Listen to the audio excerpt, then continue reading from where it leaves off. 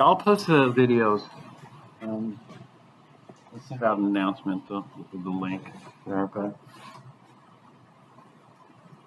some of the main topics, what are we discussing? Chemistry of the elements and the compounds and periodic groupings, transition metal complexes, chemical equilibrium, chemical thermodynamics, kinetics, atomic and molecular structure, aqueous solutions, net ion equations, oxidation reduction equations, electrochemistry, and nuclear chemistry.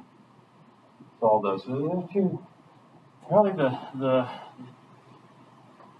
biggest topics that we're going to discuss are equilibrium, chemical equilibrium, is a major one. This is going to take up about 3 chapters or 4 chapters worth of material. And then thermodynamics and kinetics are two other major topics. And so those are the primary things we'll be looking at.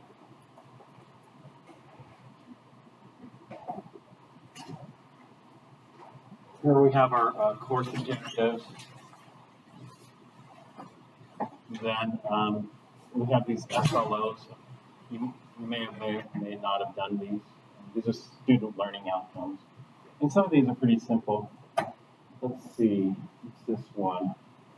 Okay, this one is just predicting chemical reaction. If you take this and mix it with that, what you predict is going to happen. So, that's not so simple, actually. This one's pretty simple. This one is safety goggles. Maybe not so simple with the mask on, because with the mask on last semester, a lot of people had problems with their goggles fogging up.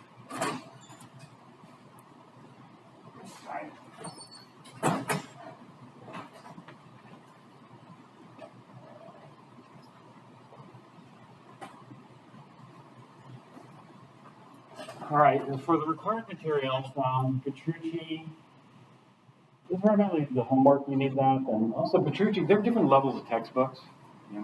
Petrucci's on the more difficult end of the spectrum. There are ones that are on the easier end of the spectrum, and so Petrucci would be considered like an honors level college chemistry textbook.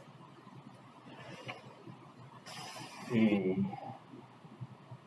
lab manual's out of print, unfortunately. So if you're looking for this at the bookstore, they aren't going to have it. So instead, what I'm going to do is I'm just going to send you out copies of the experiments as needed. So don't worry about number 2. You can strike that from the list. This you'll need, though. You'll need this composition notebook from the lab. And you can get these at the office stores, or the bookstore has them as well. Yeah, it's this graph paper rule. Comp notebook. And we're going to use this for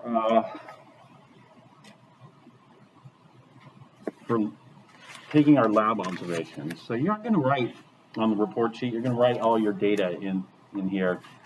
This doesn't have to be so neat, This is his personal record. You can see notes. This is actually from Chem 1B here, 2016. So we'll need this for lab. It has to be sewn here bound. It has to be permanently bound. Not the spiral bound or not the tear out sheets, but something that's permanent. Okay, you'll need one of those. Some people get 2 of them, one for homework as well, but you don't need this. I'm going to be collecting paper homework, so you can just use whatever notebook you want for homework. And you don't have to tear out the sheets there. You can just turn in the homework. I'll just check it off and then give it back to you, basically. So if you want to keep all your homework in one notebook, it's a good idea as well. Okay, you'll need safety goggles. We actually have some safety goggles here. Use safety goggles that you can have. These are just ones that left over, each semester people just leave them in their drawer. Or you can buy them. They sell these at the bookstore. These are called visor goggles. Actually, have you guys had lab? No? Okay. Yeah. So we aren't going to start lab for a bit, so you have some time to get these. Or you can have taken from here. We should have more somewhere in the stock room. Okay, you'll need a scientific calculator. The scientific calculator I recommend is not like the cheapest one. The cheapest one is like what, $10 or something. Maybe it's gone up $15 now or something. You want the next level up. The type of calculator that you want is one that has an equation solver, but one that's not programmable. And so I've been using this one, but anything equivalent to this is fine.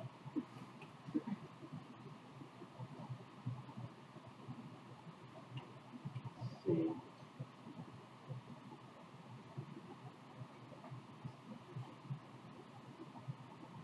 Well, the price has gone up. It used to be a $15 calculator. Then it went up to about 17. So I've got about 4 of these.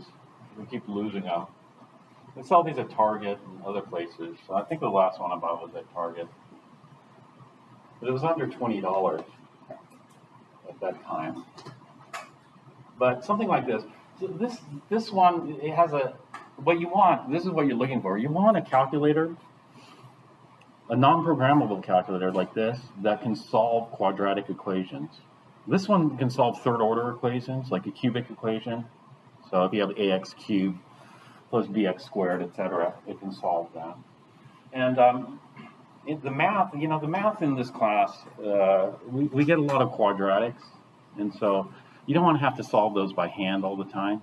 We have certain tricks to make quadratics a little easier to solve, but sometimes you can't avoid it, and you have to solve the quadratic. And so you're perfectly fine to use this if it's worthwhile.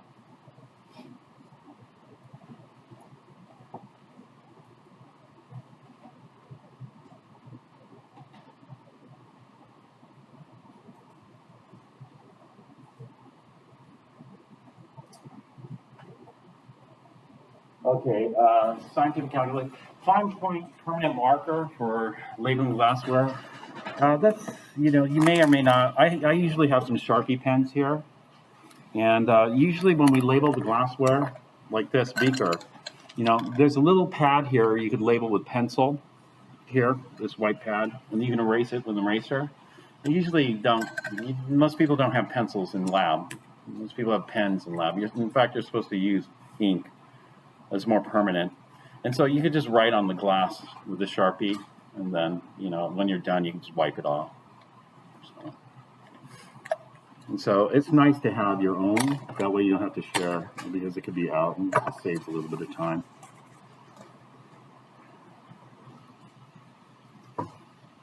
Okay, recommended materials are lab coat or apron. No. Let's see, I wonder what the price changed on this. I bought this off Amazon as well. This one was $15 when I bought it, but I don't know what kind of price it is now. It's not.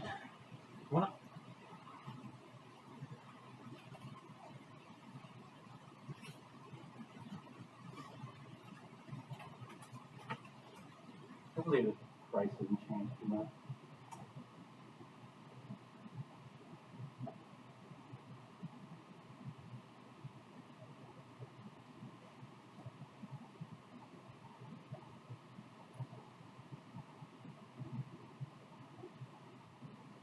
Yeah, I guess there's still some around that same price.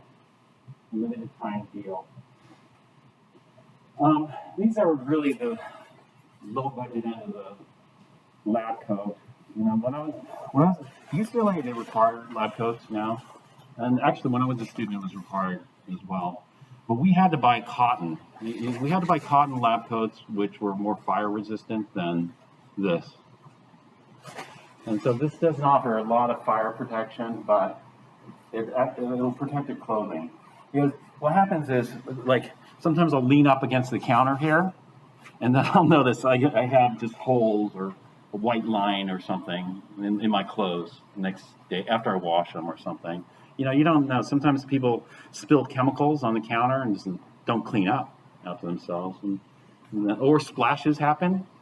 During lab, I try not to wear clothes I care about in lab, because if a splash happens and you get some drops here and you don't notice it, and then you'll notice it like after you wash your clothes, because then you'll have a whole bunch of holes in your clothes, basically, or spots. And so it's nice to protect your clothes, and it's not that expensive. I mean, so the price is still hasn't skyrocketed on these. But just keep in mind, these aren't the usual material recommended for lab coats.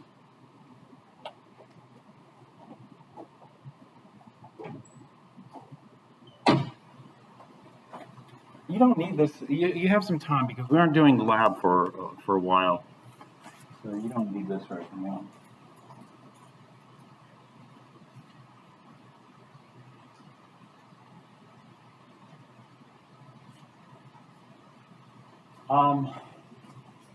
Nitrile latex gloves. Latex, when I first started working in lab, everybody used latex gloves, but latex gloves are really uncomfortable compared to nitrile. Nitrile have much better breathing.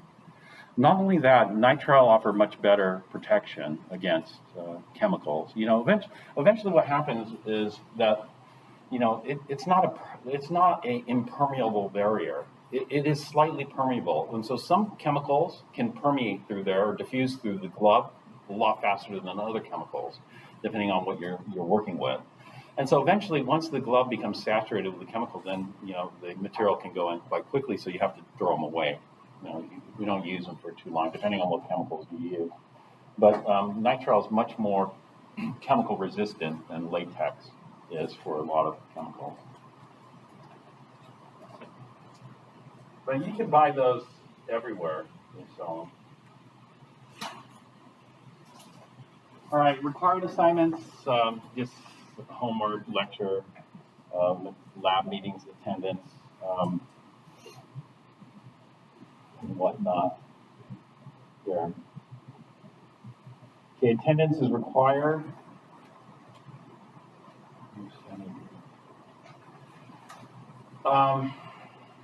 And also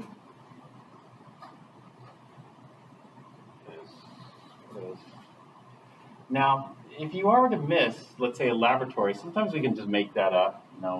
This is a morning lab, so sometimes you can make it up in the afternoon. It depends on what the lab is. And the equipment is all set up specifically for each lab, so sometimes you're not able to make it up because the specialized equipment has been removed. But if there's a chance to make it up, then you should try. In the afternoon. For exams, it's a bit more case by case scenario. Circumstances are.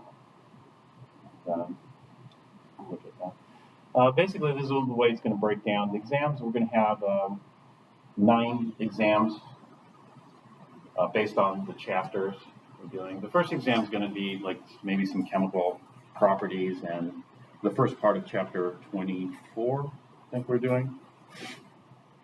And then it goes on. Then we go back to like chapter 15 and have an exam. The exam dates aren't in the syllabus though, because it depends on when we finish that particular chapter, because I want to test on the whole chapter rather than on part of the chapter. Okay, we're going to have these quizzes. These quizzes are 4 points. We'll have 14, which is about once a week or so, less than once a week. The homework, there's going to be 10 assignments worth 10 points each. I'll have a homework handout coming up pretty soon. The labs are going to be worth 192 points. Now, we're going to have our standard labs. Our standard labs are going to be 12 points per experiment. And then we're going to have some formal lab reports. The formal lab reports would include these 3: the synthesis, the titration, and the rate law. The qualitative is not going to be a very formal report, but this is a very long lab, so it's worth more points. This happens near the end of the semester.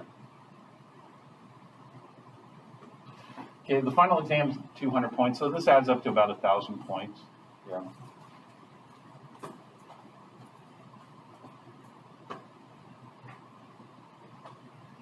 Okay, the grade is just based on percentages. Here's the cutoffs. At the UC, the lab and the lecture are separate courses, and so for this course to articulate the UC, we had to combine the lab and the lecture. That being the case, there's a chance that somebody could get a D or an F in lab and still have enough points to pass the class, like get a C in the class or something. UC doesn't like that, and so what they said is if somebody's not passing the lab portion of the course, they can't pass the course, because in other words, and so that's going to mean that lab attendance is mandatory. So you got to make every effort to attend lab. Okay, a note on cheating here and special needs. If there's any special needs, let me know, or stop by the Special Resources Center.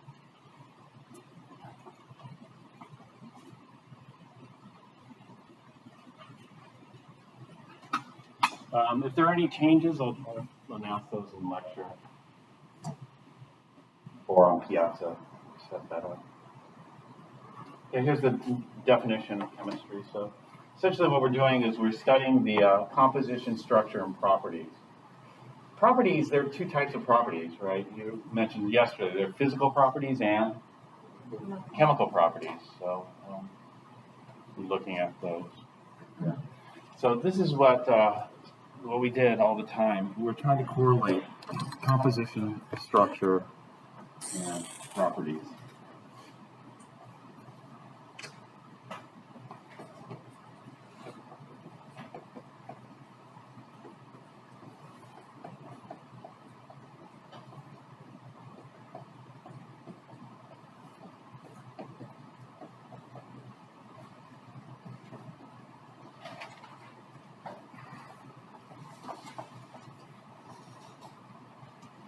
So,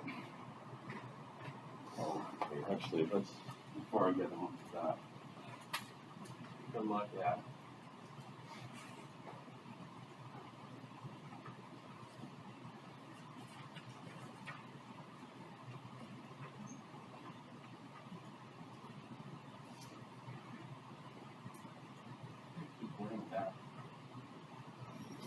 Okay.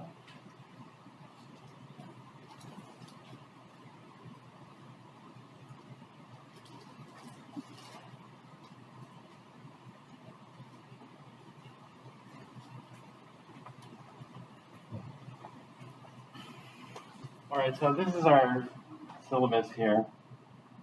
And so I want to talk about office hours here. Normally the way I do the office hours, I'll just have it after class. So we're probably on lab days. So we'll probably go like after class. If anybody's interested, they can stay when we can do that. Or alternatively, we'll have it after the morning lab and after the afternoon lab. But alternatively, I was thinking of having some like Zoom office hours, and these would be scheduled more regularly, to help people with the material. So I was thinking of doing that either a Monday through Thursday nightly, like around 9 p.m. or something, 10 p.m. It depends on, is anybody interested in that? What time would work at night? Something like that. Tuesday, Thursday? What time would work usually?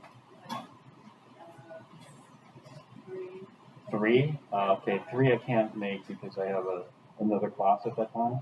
It would have to be at night. Anytime, like pretty much after. Okay. Anybody else? Yeah, 9 or 10 is a little late for me. 9 or 10 is late. I will not make it. Okay. That's the time it's at.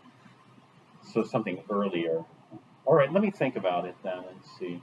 You said first Monday to Thursday at 9?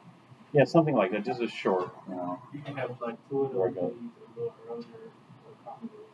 Yeah, well, let me see. Maybe Monday, Wednesday. What time would be appropriate then for something? I'm not the best person to ask about this. If you're interested, well, I'll probably pass out a survey. And see. But for right now, we'll just leave it after lab. We'll have some office hours. After lecture, there's not that much time because the next class starts. But, if there's time, and this question's quick, welcome to ask anytime. So this is where we are here, looking at the chemical properties continued. And then we're going to go to chapter 24.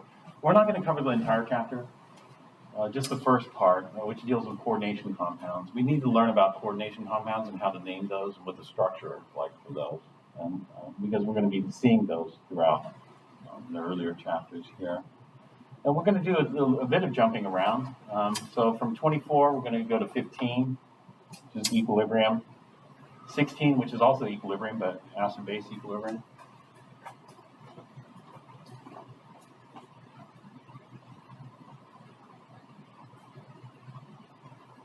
'17, which is acid-base equilibrium part 2.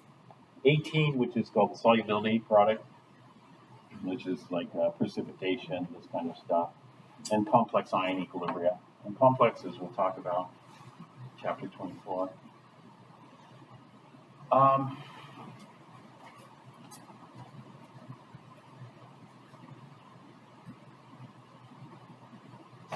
Then from chapter 18, we're going to drop back down to chapter 13, which talks about thermodynamics part 2. We have thermodynamics part 1 and Chem 1A. Okay, then spring break there.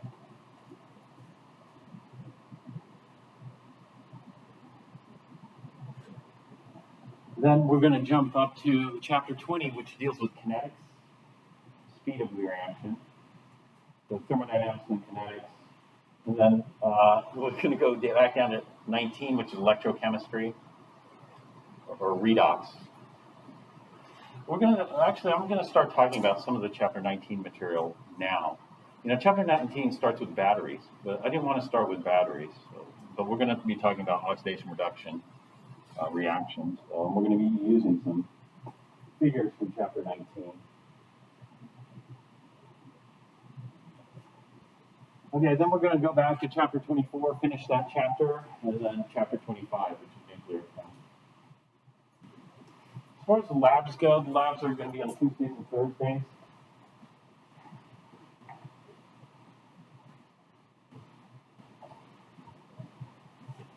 So there's no lab this week. We're just going to use this to get a head start on the material. So today and Thursday, and even next week on Tuesday, no lab. We're going to check in on Thursday the 24th here. And then actually we're not doing any lab on this day. I'm going to start the lab on March 1st. Le Chatelier's principle. Here you're going to need your safety goggles. And also you have to make sure you have proper footwear, like open-toed shoes aren't allowed. You're going to have to bring in closed-toed shoes. You need to dress appropriately for lab here. And then the lab, this is going to be a handout, so I'll send that out. And then the same thing with this, hydrolysis of salts and pH and buffers, a handout. Typically, you prepare the lab before, and just reading through the lab or skimming through the lab and then preparing your notebook. So if we look at this notebook, it's divided into two parts here.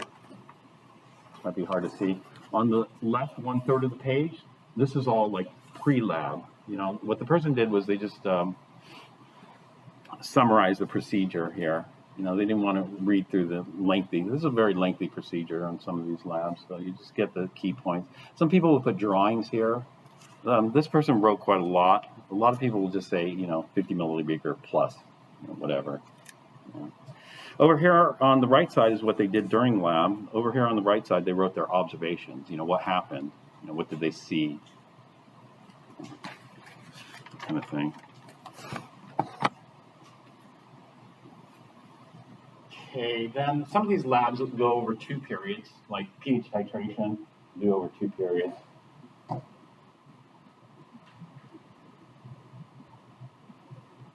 Here we're going to be in the computer lab, Chem 108, down the hall.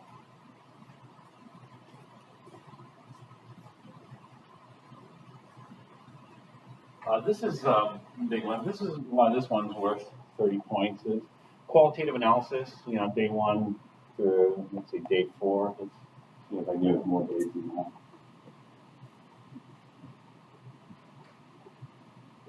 Five lab periods for qualitative analysis. Oh no, 6. I should have called this the final day, day 6. So 6 lab periods for qualitative analysis. It's pretty long lab.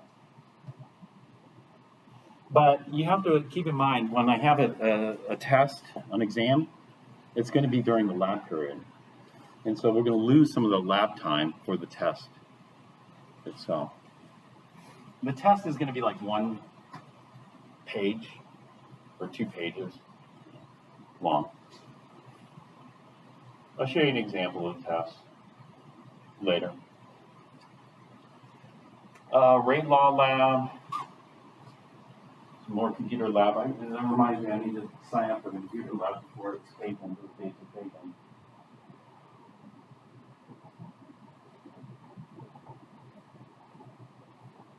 Electrochemistry, visual MinTech, molecular models. And then we have checkout, cleanup and checkout. If there's some reason you have to drop the class, don't forget to check out. Because if you don't check out, they're going to place a hold on your transcripts. And so you got to check out. Regardless. We'll check out on this day here. All right, any questions? This stuff?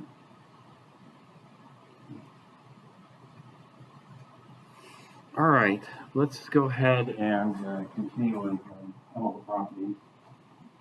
Yeah.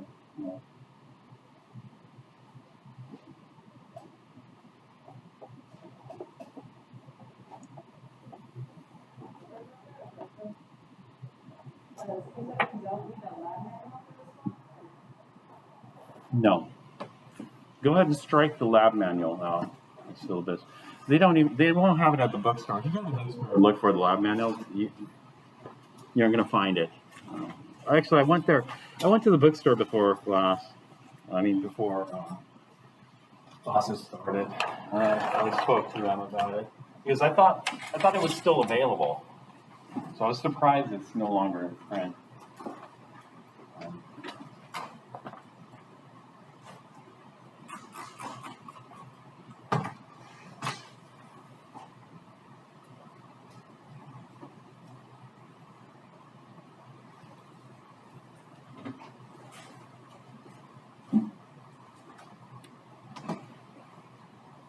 All right, so there are some things that I do when I look at a chemical or compound, like for example, if it's an element, you look on the periodic table. Where is its position on the periodic table? Then you can tell, some of the properties. So for example, if it's a noble gas,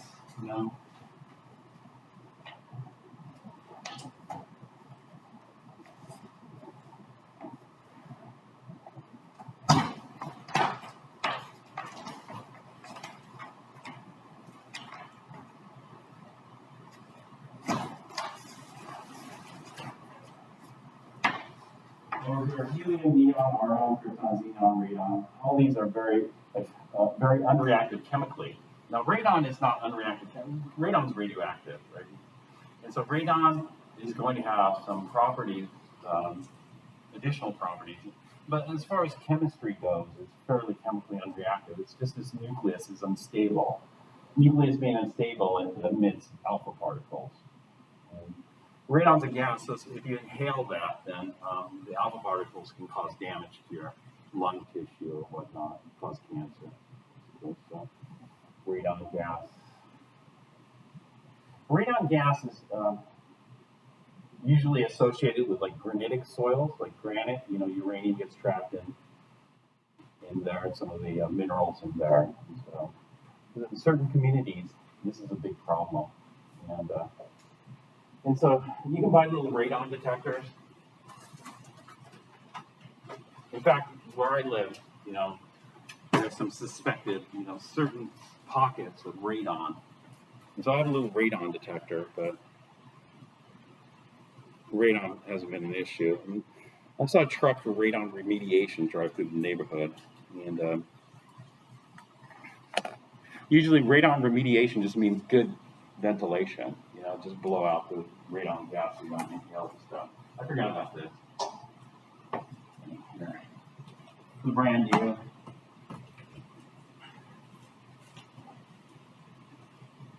So.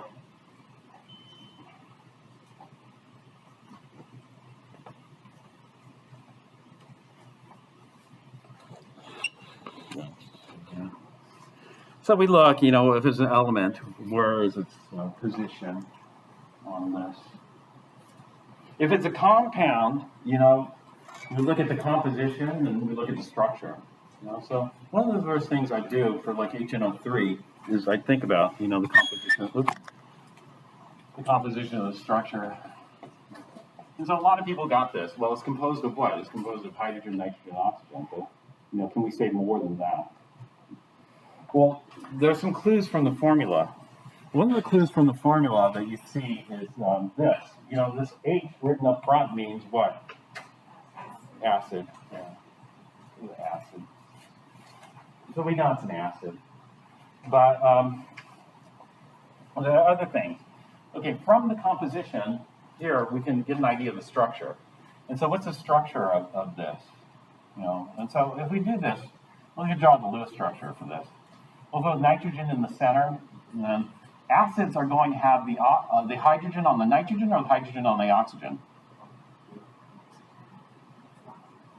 On the oxygen. Acids have the hydrogen on the most electronegative element. The most electronegative element in nitric acid would be oxygen. And then we want to complete the octets to the terminal atoms like this. And then C, well, one thing that's missing is, let's see, do we have any leftover electrons? Or are we short of electrons? And so let's count the electrons here. How many valence electrons does hydrogen have? Nitrogen? Oxygen? 6, so 3 times 6 would be 18 electrons. So altogether we're going to have 18, 19, 24 electrons. And so how many have we used? 2, 4, 6, 8, 10, 12, 14, 16, 18, 20, 22, 24. We used up all the electrons. How does this structure look to you? Wrong, yeah. What's wrong with it? Yeah, nitrogen doesn't have an octet. And so how can I make it have an octet? One double bond. Okay, should I pick this oxygen for the double bond? Why not? Why not? Well, now everybody has an octet, right? This oxygen has an octet, this nitrogen has an octet, everybody has an octet. So what's wrong with this structure? I'm sorry? Or anybody? Uh-huh. It's going to have a charge. Yeah, what do we call that charge?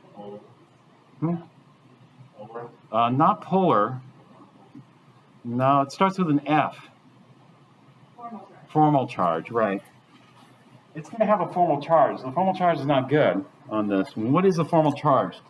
Tell me what the formal charge on this oxygen is here.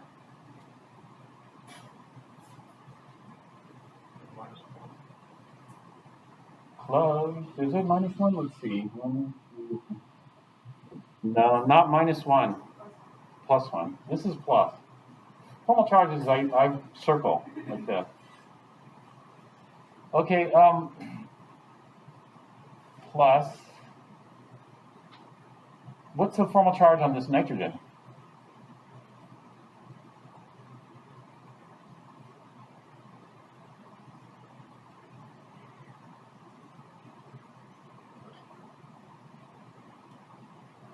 I'm sorry? -1? No, -1.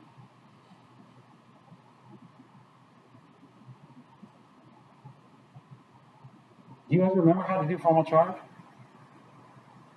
No? Have you done formal charge based on Lewis structure?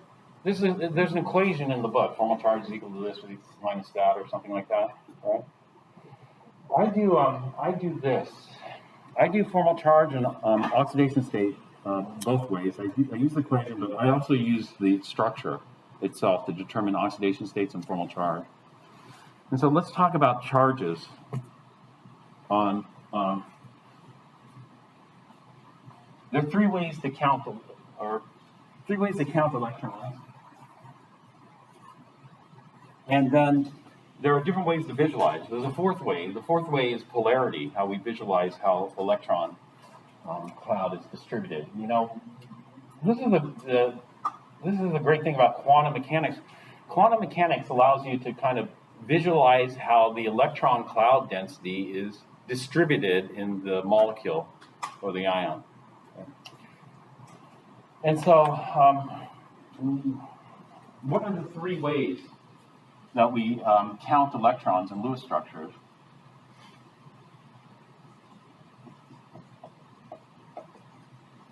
Actually, let me cross that out. Let's call it 4 ways. The fourth way is a bit more tricky because we need quantum mechanics to do it.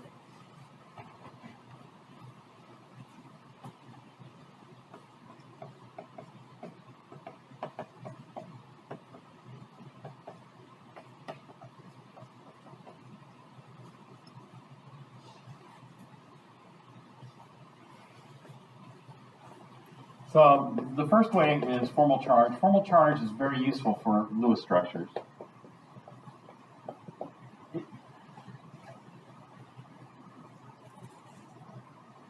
So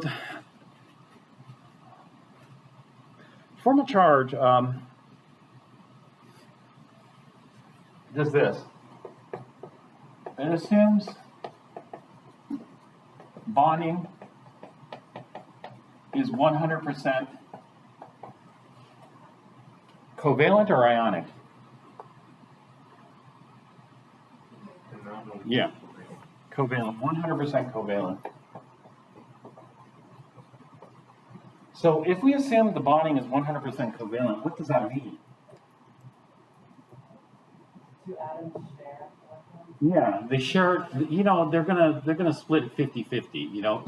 You're gonna get half, I'm gonna get half, right? That's covalent. So counting formal charge is like this. When I see a structure like this, if the hydrogen and oxygen share 50-50, that means hydrogen's gonna get one of the bonding electrons, oxygen's gonna get the other bonding electrons. And so it's an even split. Oxygen versus nitrogen. There's 4 bonding electrons here, so half of them will go to oxygen, the other half will go to nitrogen. Now count how many electrons oxygen ends up with. 5. How many is oxygen supposed to have? Oxygen is supposed to have 6. Each oxygen contributed 6 electrons to the structure. But once we made up the structure, did oxygen get its share of electrons? This is like, you know, this is what a lot of Californians complain about. Californians complain about, you know, they send a lot of tax dollars to, let's say, the federal government, but how much of that does California get back in return? Well, so if California contributes 6 electrons to the federal government, they get 5 electrons back. And so they come out short 1 electron, which means it's a positive deficit. Right? And that's how we get the +1. Okay, what's the formal charge on this nitrogen?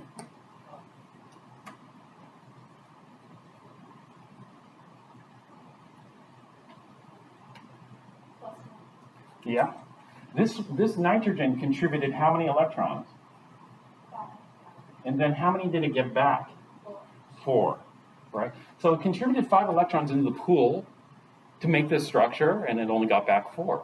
And so it came out short. Positive deficit.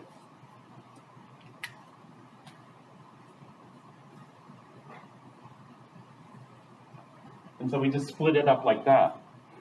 We're going to double bond each of the oxygen instead. I'm sorry? So instead of double bonding that oxygen, we're going to double bond both the other ones. Yeah, we're going to look at it. We're going to take a look and see which one we're going to do. But before we do that, let's finish up the formal charges here. What's the formal charge on this oxygen here at the top? Yeah, -1 is correct. What's the formal charge on this oxygen? minus 1, it's the same. This hydrogen? 0. So usually for 0, we don't write anything. Just the non-zero formal charges, we'll write something, circle it. That's it. One thing you notice is all the formal charges add up to what? 0. They add up to the net charge. HNO3 has no net charge, so the formal charges have to add up to 0, otherwise we did something wrong. And so, yes. Well, we don't know. Maybe this is the best structure, but if we picked one of the other oxygens to bond, then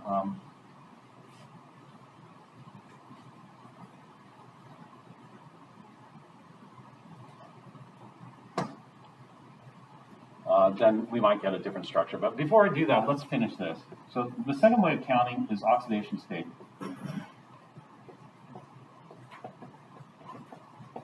Oxidation state assumes what?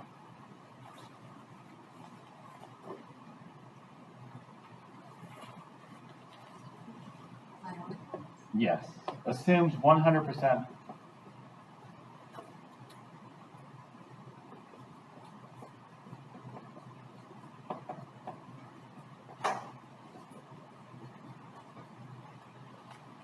Ionic. What does ionic mean compared to covalent? Giving electrons. Yeah, Losing or gaining electrons. yeah, losing or gaining electrons. Yeah, that's correct. And so let's do oxidation state back here on the same structure here and see what the numbers are.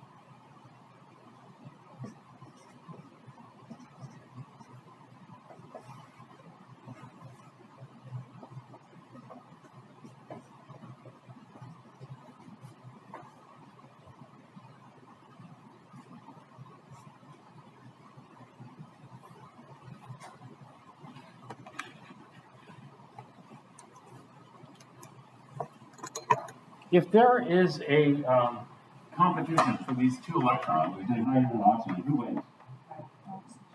Why does oxygen win? More electronegative, right? And so hydrogen versus oxygen, oxygen wins.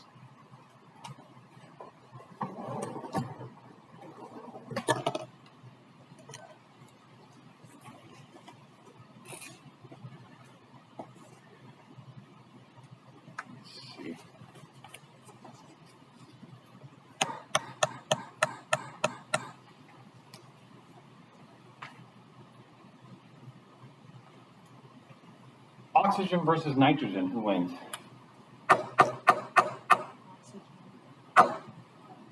Oxygen wins, more electronegative.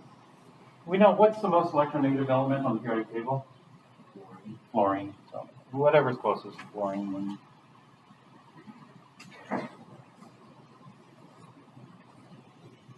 Okay, let's count them now. How many electrons does hydrogen end up with? 0. How many did it contribute? So the oxidation state is +1. Came out short 1 electron. Now formal charges I circle like this. Oxidation state I put in parentheses like this. Because we can't compare the two numbers. When we look at the formal charge on hydrogen is 0, but the oxidation state on hydrogen is +1. You see that? And so we don't want to compare those two numbers. We never compare formal charges with oxidation states. That would be like, what is the biggest orange? What is the biggest orange? And somebody gives you an apple and says, this is a big apple. But I wasn't interested in the apple. I wanted the orange. So you don't want to compare. These are apples and oranges. And we don't compare. We can compare apples with apples and oranges with oranges, but don't cross compare because it's meaningless.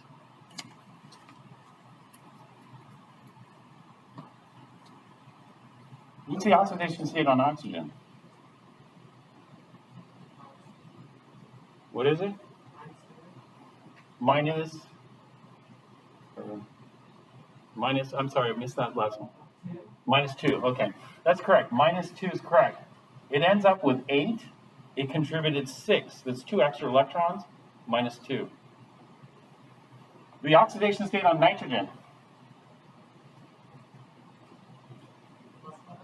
+5. The oxidation state on this oxygen,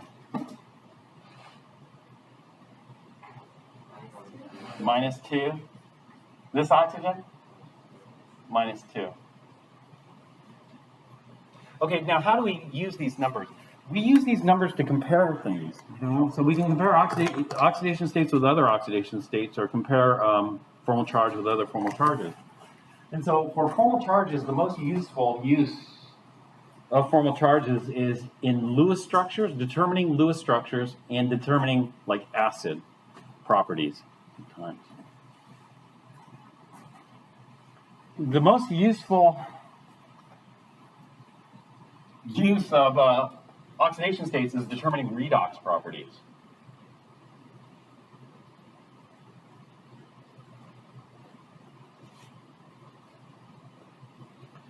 And so these are the two ends of the spectrum.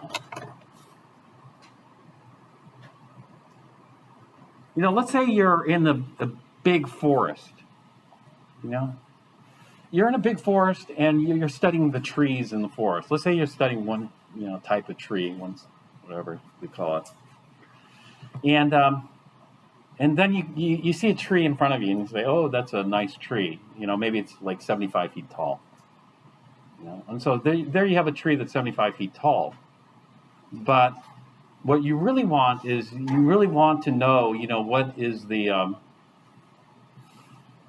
what is let's say, the range. If you're interested in the height, is 75 feet tall the max height of that tree or not? And therefore, what you need is a little bit more information. And so what we want to do is we want to see, what's the biggest one of those? What's the smallest one of those? And then we have the range. Well, this is the range here. We're hitting it at the limit. You can't go beyond this, Once we're at 100% covalent, can you go to 150% covalent? No, this is at the limit. So at the limit, on one side, we have 100% covalent. On the other side, we have 100% ionic, and it might lie in between those two extremes, right? And so this is where polarity comes in. Polarity comes in to say that, well, the bonding is probably not 100% ionic and not 100% covalent, but somewhere in between, like this. And that somewhere in between we call polar covalent here. This is a polar covalent bond. Not 100% covalent, not 100% ionic. It's somewhere in between. And so what that means is the charge on the hydrogen is somewhere in between 0 and +1. Okay, that charge we usually write like this, because in order to get the number, the actual charge on this, where it is between, we'd have to do some quantum mechanical calculations using the Schrodinger equation. But we don't do that on a piece of paper. You usually use a computer for that. And so what we do instead is we do something like this. We don't know what that in-between is, but we'll just call it delta plus, somewhere in between, let's say in this case, 0 and +1. It's a partial charge. And so this delta plus might be like a +0.8, depending on how the electron cloud is skewed. And the electron cloud is not symmetric. The electron cloud, in this case, is going to be skewed towards oxygen. We look at the electron cloud here, depending on how you want to visualize this bond. If you visualize this bond as an ssp3 sigma bond, then those electrons shared in the ssp3 overlap are going to be skewed towards oxygen. If we look at that as an ssp3 sigma bond, what type of theory am I using to describe the bond? What's that theory called?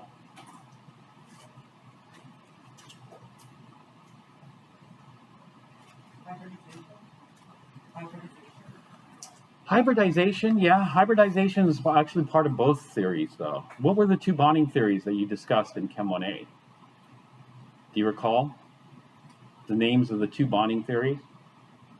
They're actually quite similar. One bonding theory is called quantum mechanics light version, the light version, and then there's a full version of the quantum mechanical theory of bonding. They're all based on quantum mechanics, though. It's just that the one to make it simpler, that you can do it on pencil and paper, they make some assumptions there.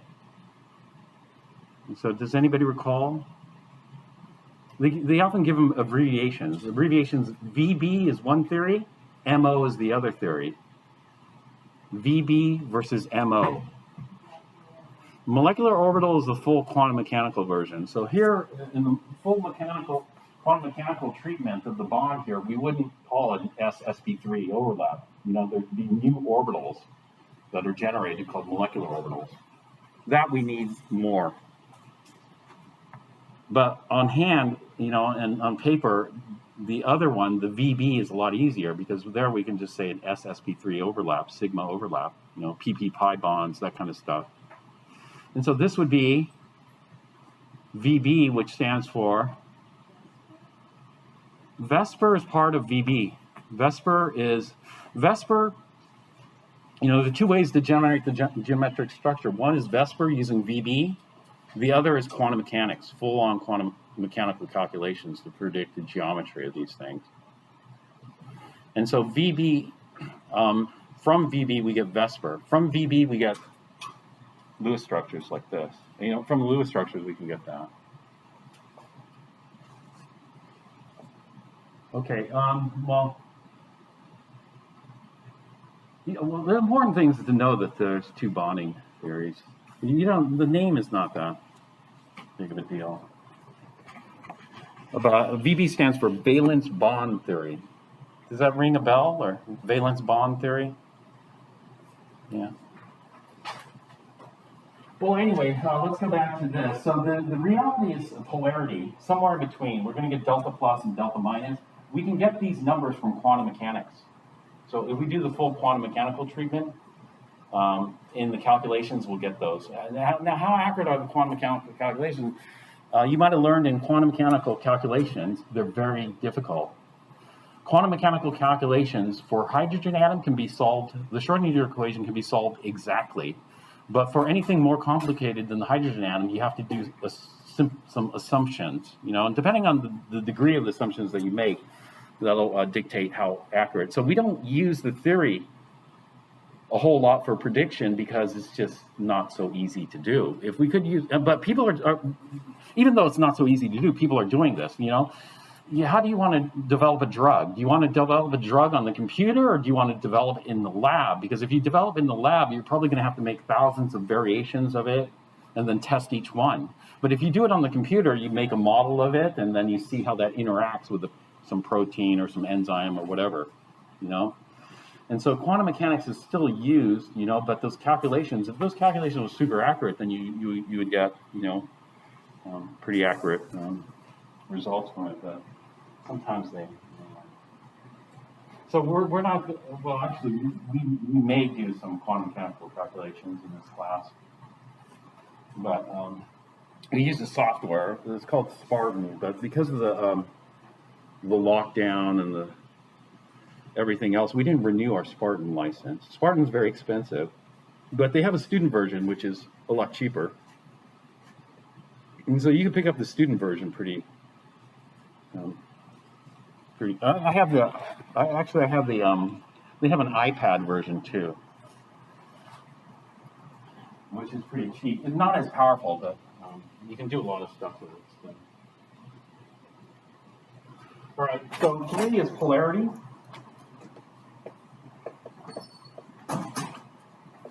Polarity is a cross between 1 and 2. You know, it's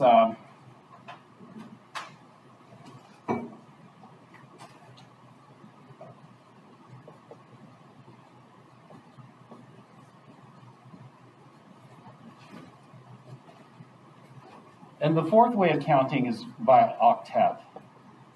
You know, with octets, you double count everything. So we don't divide. You know, for formal charge and oxidation state, we divide up the electrons. Octet, you just double count everything. You know, the number of electrons going on. I assume you know how to count octets. So, example of that. And so for formal charges, we compare. You know, let's compare. If we made the double bond down here like this, versus if we made the double bond to one of the other oxygens. So let's compare the structures here.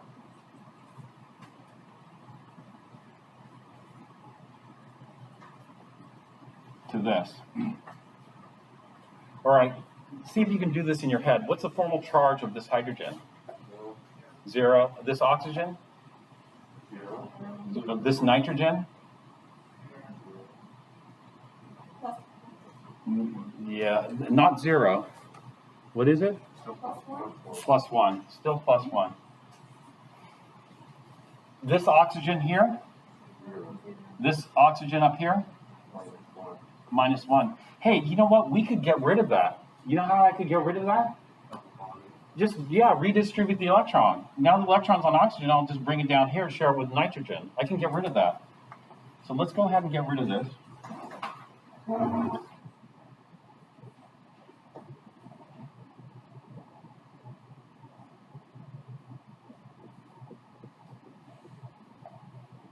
Now let's look at the formal charges. What's the formal charge of this oxygen up here? 0. So now all the formal charges are 0. So which one's the best structure? This one here or this one here? The one on the right or the one on the left?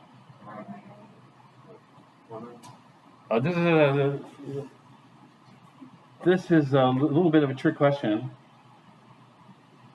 because what takes precedence, the octet rule or formal charge? Octet rule takes precedence. What's the problem with the one on the right?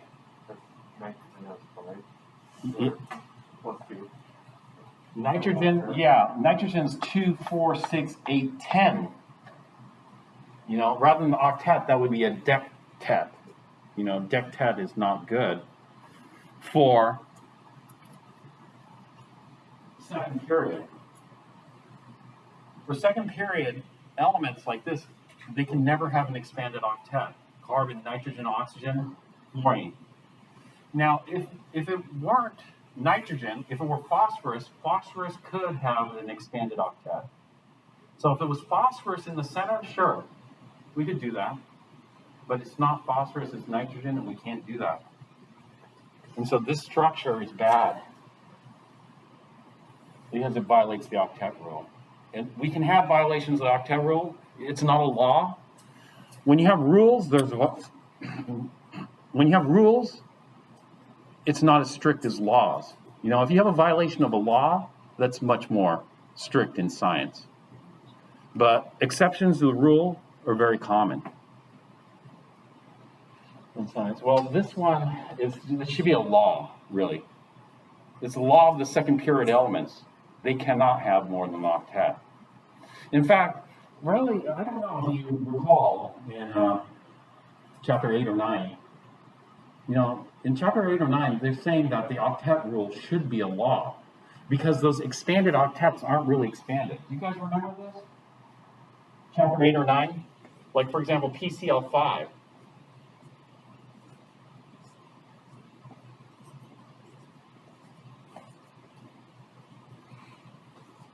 PCl5 has an expanded octet. Well, that's okay because it's third period. I don't know how much. This is okay. This has 2, 4, 6, 8, 10. So rather than an octet, it has a, you know, whatever, dectet. But at the very end of chapter 9, I think it is, they talk about the octet rule is more like an octet law. You can't exceed an octet.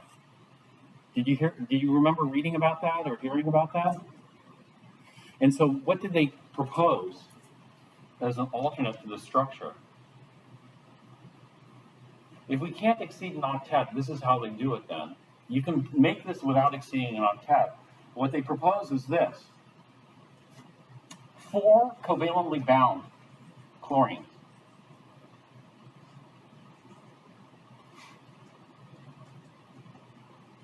So we'll have 4 covalently bound fluorines. That makes an octet around phosphorus. Now, the 5th chlorine is going to be ionically bonded. And so we'll have a chloride sitting here.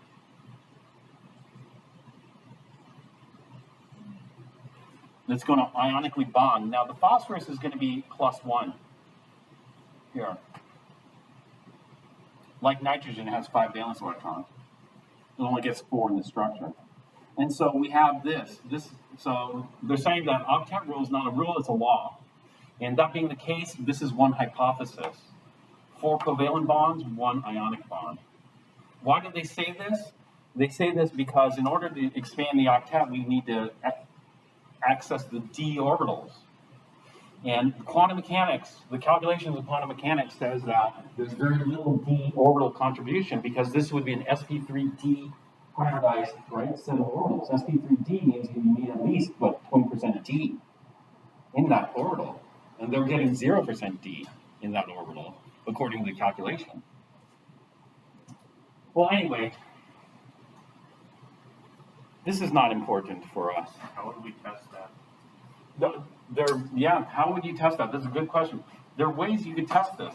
You know, then the ways we could test this are determining the charges on these. There's going to be resonance occurring here. But one way is you determine the charges on this structure on each of the atoms versus this structure, because electron cloud density is going to be different. That's one way you can test it. There are other ways you can test such things as well. But, you know, whatever we do, the theory and the experiment have to agree. If somebody tests this and they get good, reliable results that conflict with the theory, then what's bad? Is the experiment bad or the theory bad? If the theory can't explain, the theory's bad. You know, if the theory can't explain, and so if you do the test, and this is why people are testing all the time. There's a very interesting thing. I was, you know, I'm not a physics person, but the Large Hadron Collider, you know, there's some interesting results from there where the theory and the experiment don't agree.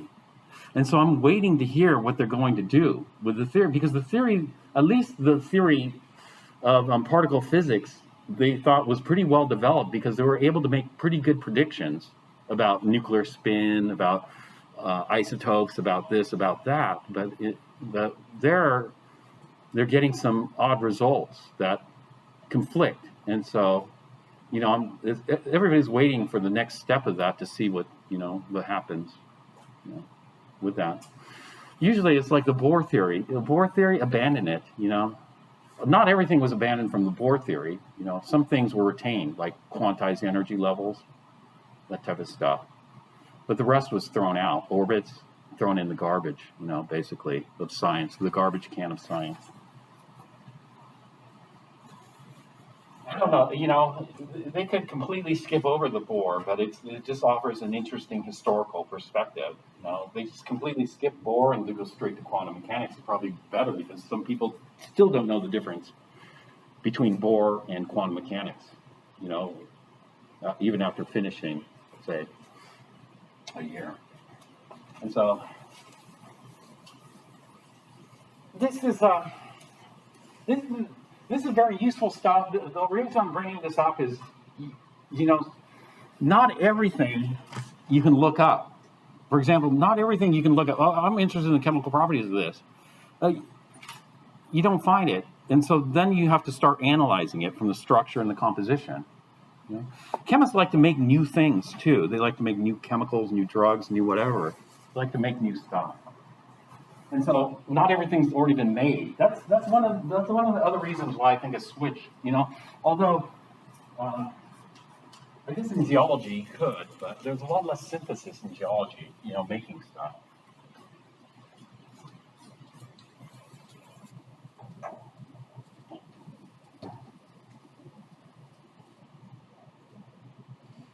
So what's a better structure? This structure or this structure? Well, both have the octet rule satisfied. Which one do you think is preferred? Bottom one. The bottom one. And this bottom one, not only that, has a resonance stabilization. Have you ever heard of resonance stabilization? Resonance stabilization is this. The more resonance forms you can draw, the more stable the structure is. And so how many resonance forms can I draw for this? Two, right. And what's the other resonance form? Double bond. Yeah, double bond to the other oxygen. And actually, neither of these is correct, right? This is one of the failings of valence bond theory. Valence bond theory is going to predict these two structures. And so what people visualize is these two structures are interchanging with one another. But that's not really correct. we only have one structure for nitric acid. And the one structure is what we call a hybrid of these two. And so you've heard of the resonance hybrid, right? So it's not a double or a single, it's a 1.5 bond. You know?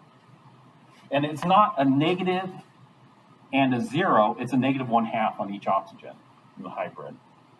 In the full quantum mechanical treatment of this, that's what you end up with. You end up with something that looks very much like the hybrid structure. And so the other limitation of valence bond is this. Valence bond, you can't get any of the energies for the electrons. So we can't see what the electron transitions are, you know, the spectrum. In molecular orbital theory, we can get the energies of these species. And so those are from the molecular orbital diagram. Let me see if I have a molecular orbital diagram for nitric acid here.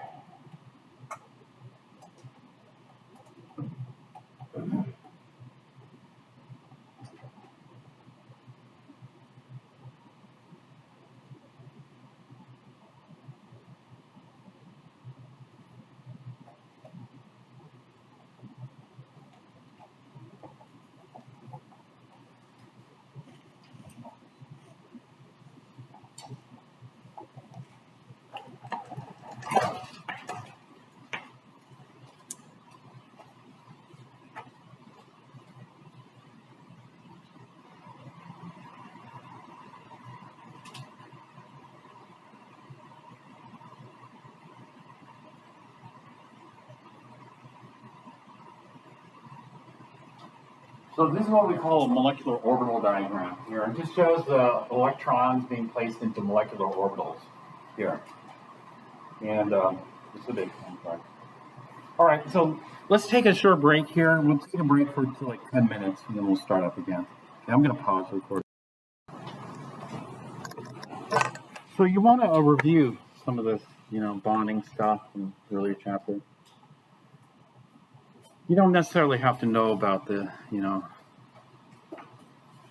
the last thing I was talking about.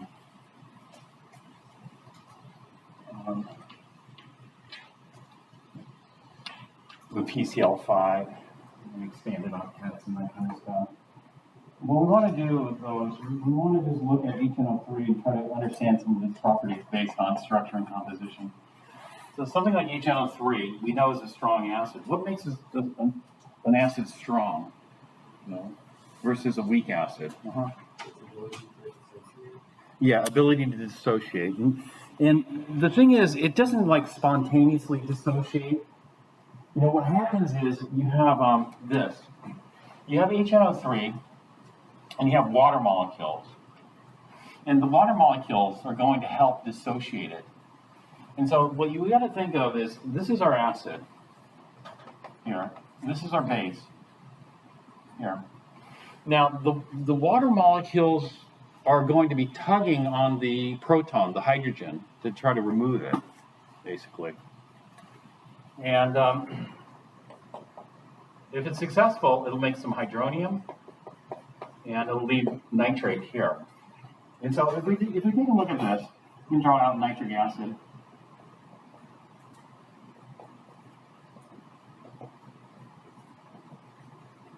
Like this.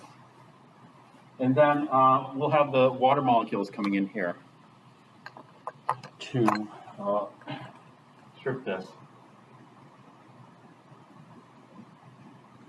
So basically, this is electrical interaction. The electrical interaction is this. We have a delta plus, and the bigger the delta plus, the bigger the charge on this, the more acidic it is. And so we want a big delta plus here. Now, what makes this delta plus big? What makes this delta plus big are there two ways of visualizing this. One way is these other oxygens. These other oxygens are highly electronegative, and so they have an electron withdrawing effect. And what happens is these terminal oxygens here suck electron density away from nitrogen, making nitrogen much more electropositive than it normally is. And what that does is it increases the electronegativity of that nitrogen, which kind of makes it, normally we think of oxygen winning this battle, but this nitrogen is going to be electron poor, so it could still be winning, but it's going to be winning a lot less, because now this nitrogen is going to be really electron deficient, and so it's going to pull with much greater strength on the electrons here, and leading to this. You know, when I draw arrows like this, what's this called? This effect called? Polarity.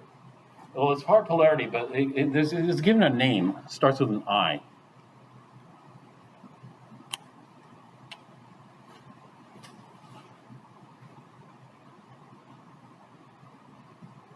IND.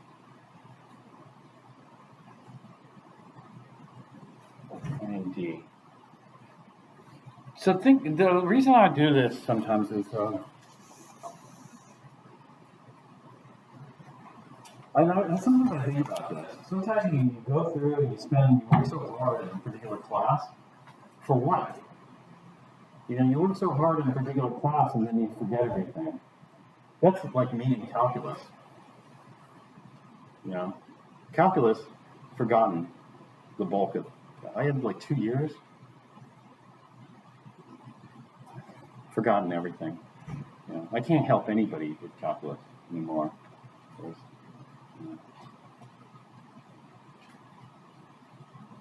Maybe there's something left, you know, but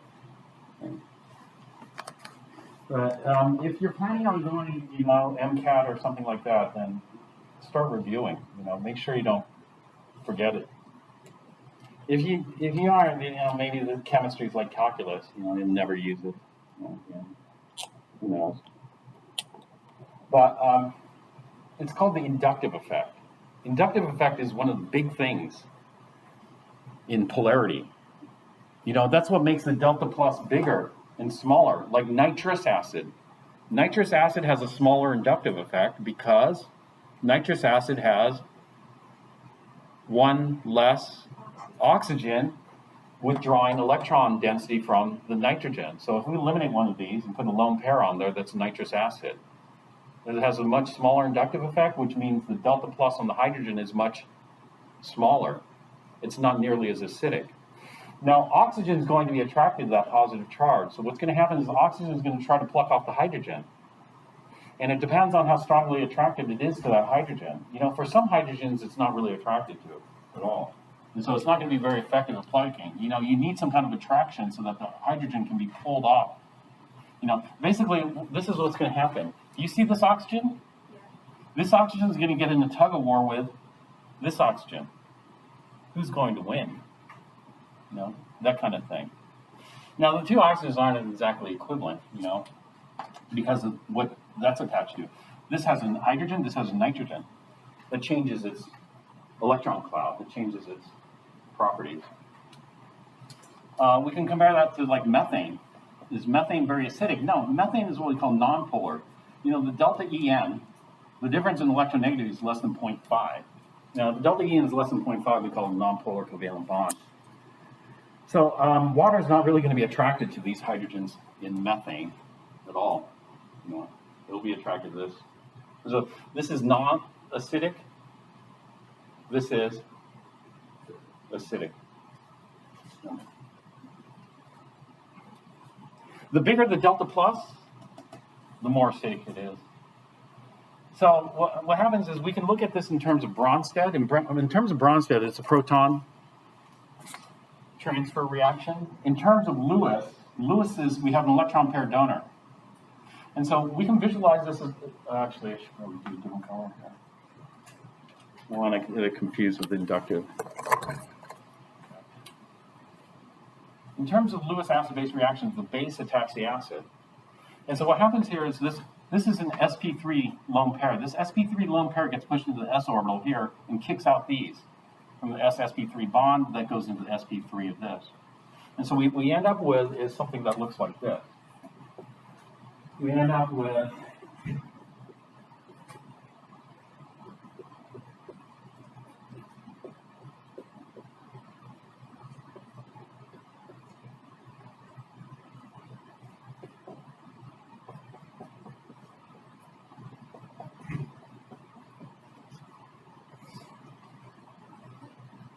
Now, the way we deal with formal charges is we typically circle, and sometimes we just leave it at that. So there are going to be two negative formal charges here and a positive formal charge here. The whole thing, nitrate, is a net -1. So if we do the net charge, we usually do the net charge outside of the structure. So we do it outside by putting square brackets around it and putting the net charge outside. The net charge is the sum of the formal charges. The net charge is also the sum of the oxidation state. So when we look at the oxidation states, they add up to this. And so let's do the oxidation states quickly. The oxidation state of the oxygen is -2, -2, -2. The nitrogen is +5. It ends up with 0 electrons.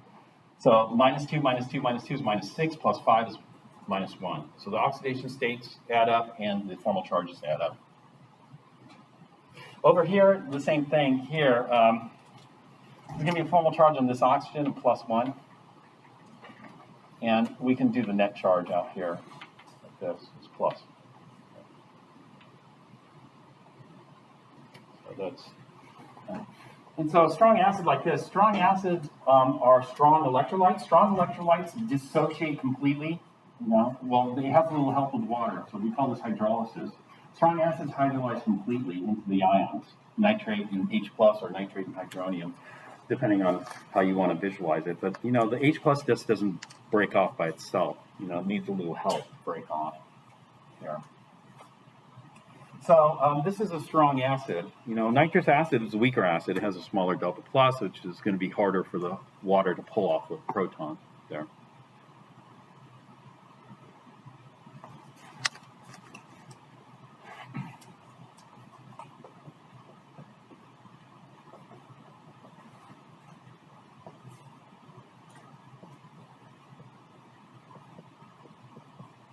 Review electrolyte properties too, if you've forgotten some of those.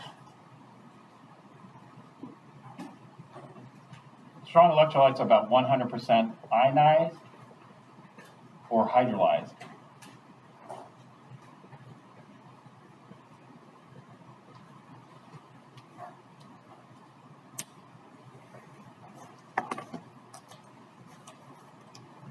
So I want to take a look at the acids chart right now. Let's take a look at some strong acids here.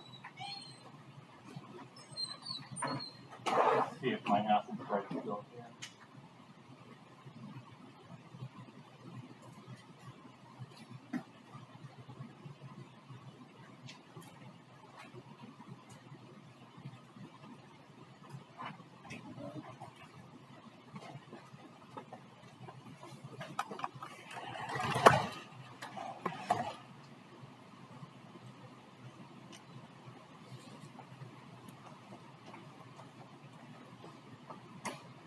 Did I forget to start the recording?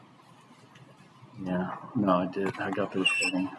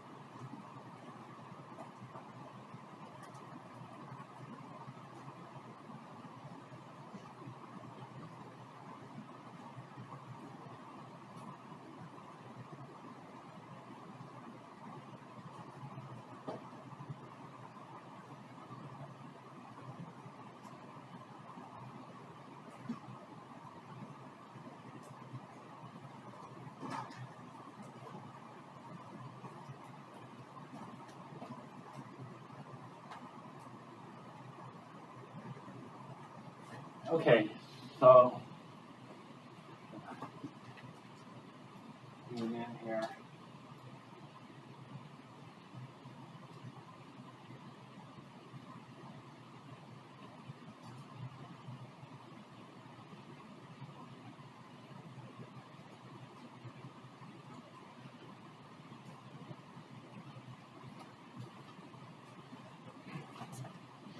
So do you see these? These are 6. What acid is missing? 7, right? What's the 7th one that's missing?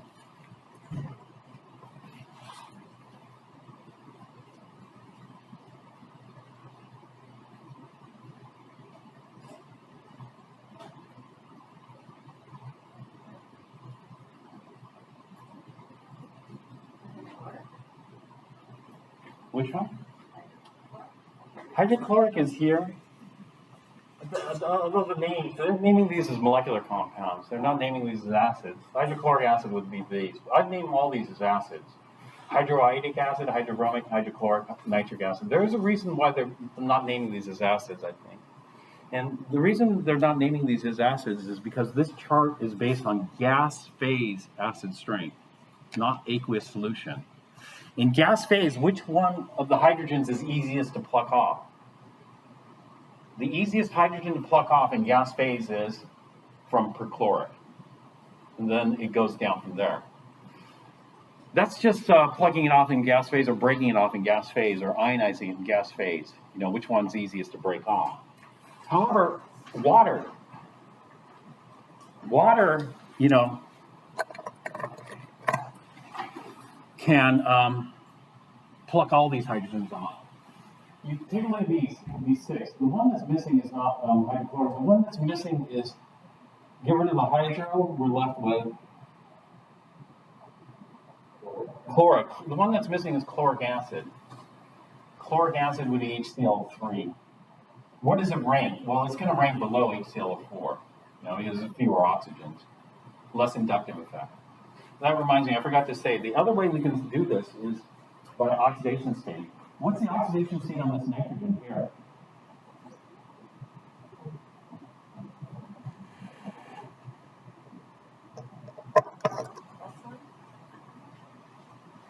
Well, nitrogen contributed how many electrons to that structure? 5. How many does it end up with? Here. 4. Does it end up? It ends up with winner take all. Oxygen, oxygen, oxygen. It ends up with, plus 5 oxidation state. Plus 5 oxidation state is very positive, right? If you think plus 5, that's going to suck the electron cloud from everything, right? Plus 5. It's like being totally like desiccated, totally dry. You know, desiccants suck the water out of everything. They're just really like mummies or something like that. You keep them in low humidity environments. But the same thing here. If this is plus 5, it's sucking the electron cloud, making this hydrogen much more positive. Now, the other way we can do that is we look at something like this, nitrous acid instead. We compare nitrous acid, HNO2. What's the oxidation state here? Plus 3. So here, this one's plus 5, this one's plus 3, right? This one's not going to suck the electron cloud as much, making this less acidic, less positive. So this one's going to have a smaller delta plus. That one's going to have a bigger delta plus. That one's going to be a better acid. This is going to be a weaker acid. Or by the inductive effect, we only have one terminal oxygen. This one has 2 terminal oxygens sucking the electron cloud away. And so by the inductive effect or by oxidation states, we can see the acid-base properties. So sometimes both are useful in this. And this is why we use all 3, or actually all 4 electron counting methods to better understand these things. So even though HClO4 loses the hydrogen easier than HNO3, water has no problem. So if we have an HNO3 here, water has no problem plucking that hydrogen off 100% of the nitric acid molecules encountered. Water has more difficulty, and it's going to have more struggle in plucking off this hydrogen, off phosphoric acid. In phosphoric acid, phosphoric acid is on the stronger end of the weak spectrum. Everything below hydronium is weak. Phosphoric acid is on the stronger end, meaning that maybe 80% of the hydrogens are plucked off phosphoric acid.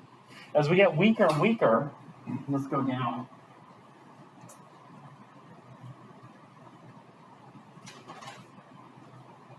The list. As we get weaker and weaker, like acetic acid, in acetic acid, only about 0.1% of the hydrogens are plucked off. Water is going to have a big struggle taking the hydrogen off these. And so the weaker it gets, the harder it is for water to remove. So there's two rankings here that you have to know.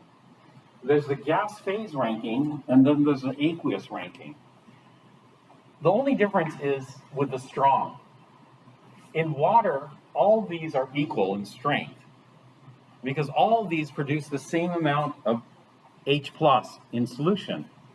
So if I had 1 molar HNO3 versus 1 molar HClO4, they're both going to yield hydronium, and they're both going to yield the same amount of hydronium, 100%.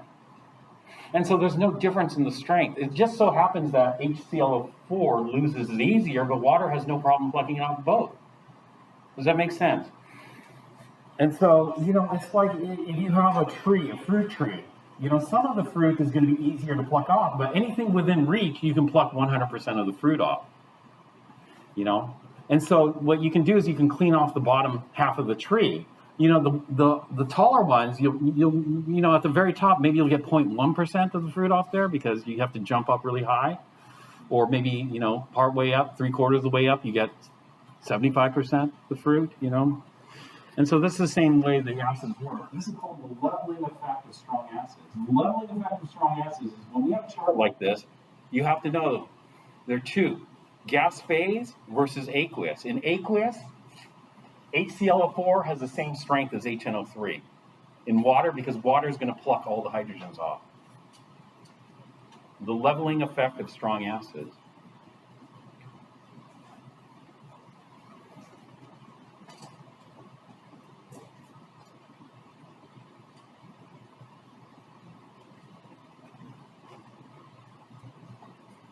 Is methane a very good acid? No, methane's one of the worst. In fact, it takes an awfully strong base to pluck off a hydrogen off methane. And so methane, hydrogen gas, we don't even consider these acids. Ammonia we consider a base, not even an acid, right? But it could lose. All these are capable of losing. We just need a powerful base. How powerful of a base do we need? Well, let me talk about that in a minute. Okay, when we have this, we think of these reactions as occurring both ways. So this would be the acid going in the backwards direction. This would be the base going in the backwards direction. And so if this reaction were to reverse, then hydronium would be the proton donor, nitrate would be the proton acceptor. And these are called conjugate pairs. So this would be a conjugate pair here. Well, actually, this is all Chem 1A stuff. So I guess, assume you guys already know. So if the acid is strong, its conjugate base is going to be very weak. In fact, nitrate, the conjugate bases of the strong acids are so weak. So let's take just a momentary break because I have a call. So here we have the acids on the left going from the strongest HClO4 to the weakest acid on the chart, which is methane.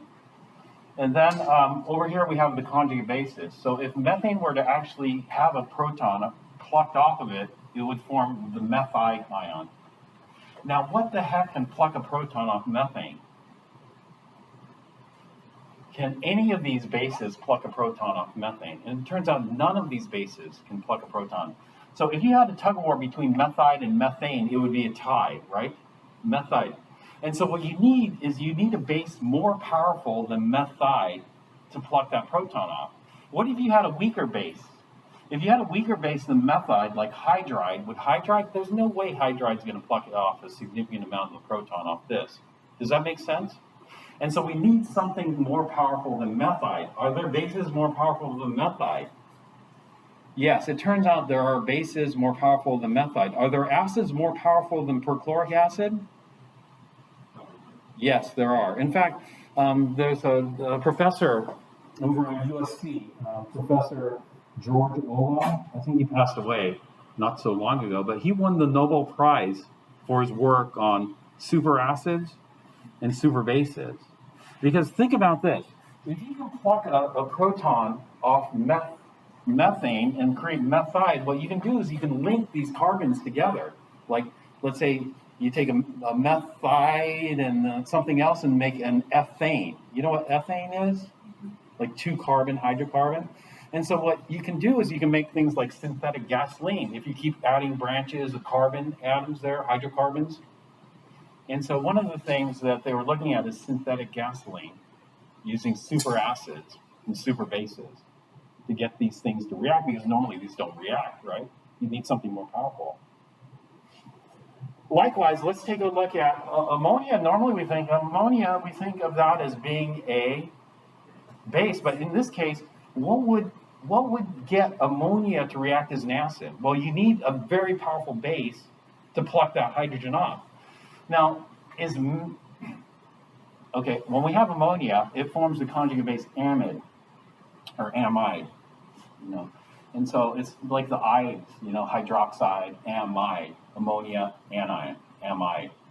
And so if we have amide, is amide enough?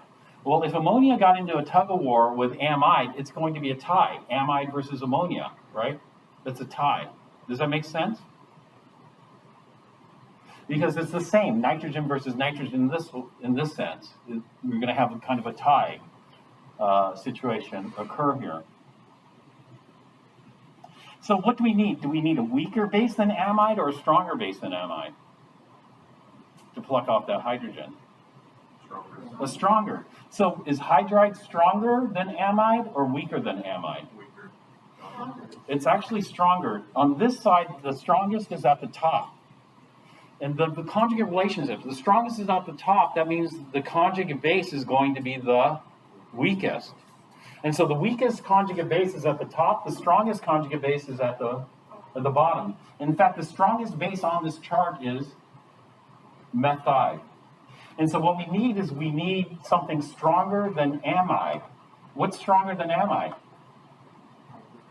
Hydride. So if I took ammonia and reacted with hydride, then I can get ammonia to react as an acid and pluck that hydrogen off to form amide. I could also use what? Methide. And so if ammonia reacts as an acid, then there are two things that it'll react with on this chart. There are more, but this chart's not comprehensive, but you can react with hydride and methide. What if I try to use sulfide? Will sulfide pluck that hydrogen off? No, it won't, because it's weaker. Weaker than what we're going to end up with as a tie here. So this is how we're going to use this chart. We're going to use this chart to predict acid-base reactions, and these are Bronsted acid-base reactions. So if I ask you, what are the chemical properties of bicarbonate? What are the chemical properties of bicarbonate? Bicarbonate is an acid here, and what bases will bicarbonate react with? Will bicarbonate react with carbonate? No, because if there are two carbonates in a tug-of-war for the hydrogen, who's going to win? The left carbonate or the right carbonate? No, it's going to be a tie. And so what we need something stronger than carbonate. Is cyanide going to work? Hydroxide? Yeah. So what will bicarbonate react with? Bicarbonate will react with hydroxide, sulfide, ethoxide, which is ethanol. Ethanol we don't normally think of as an acid, but ethanol will react as an acid if you have amide, hydride, or methide pluck off. Actually, there's more. I used to make this all the time. I used to make ethoxide using other means. Hydride, methide. So this is how we can figure out the properties. Now, bicarbonate or hydrogen carbonate ion is what we call amphoteric.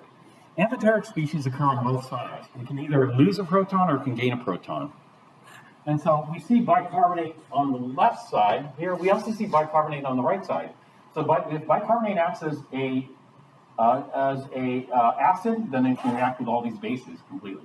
If bicarbonate acts as a base, what acids will it react with? So if bicarbonate acts as a base, it's trying to pluck the hydrogen off something. And so if bicarbonate versus carbonic acid, which one would win? If I bicarbonate versus carbonic acid, which one would win? It would result in a tie. And so what we need an acid stronger, something that's easier to pluck off, because if it ends up in a tie, that means that, they're equal in strength. If I try to take bicarbonate and react it with H2S, forget it, because H2S is going to hold on to it tighter. Bicarbonate's not going to, because H2S is a weaker acid, it's not going to be successful. And so for bicarbonate to react, we need a stronger acid than carbonic. What's stronger? Acetic is stronger. And so bicarbonate will react with all acids stronger than carbonic. Does that make sense there? All right, so what we're going to do is we're going to use this chart. Now let's look at nitric acid. So that was the question here.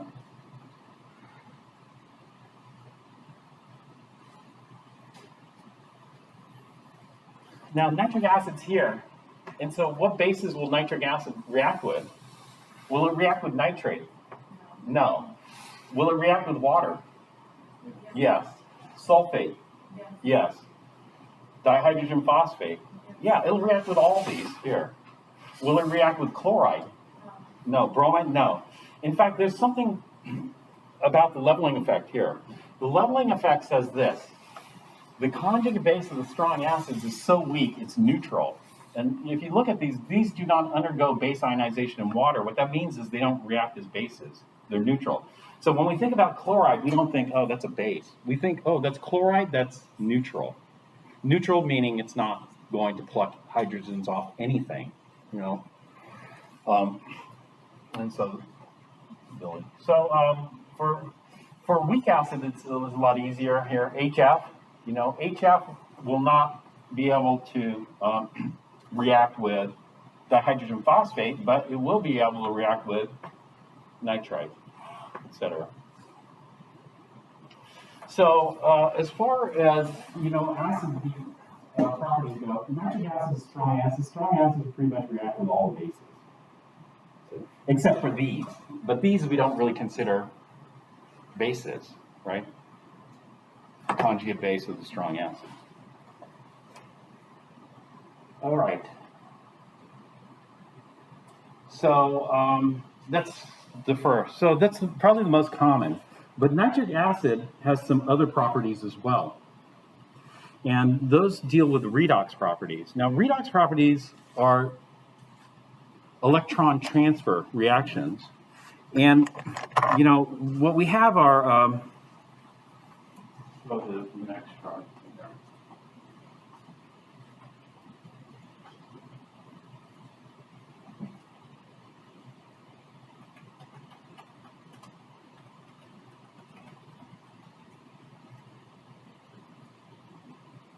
You guys remember using the activity series? Yes.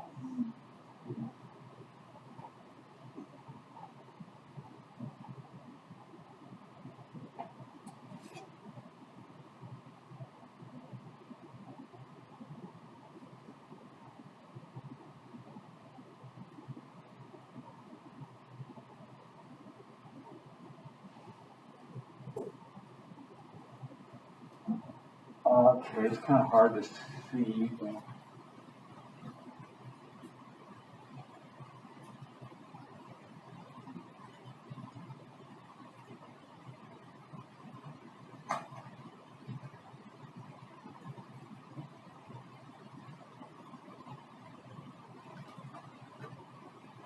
You have your activity series upside down here. Do you see lithium, sodium, magnesium, aluminum?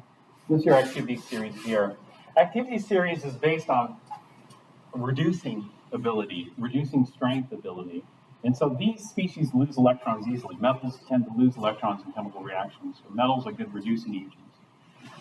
Reducing agents, you know, things that are electron rich, metals are electron rich. So things that are electron rich are fuels.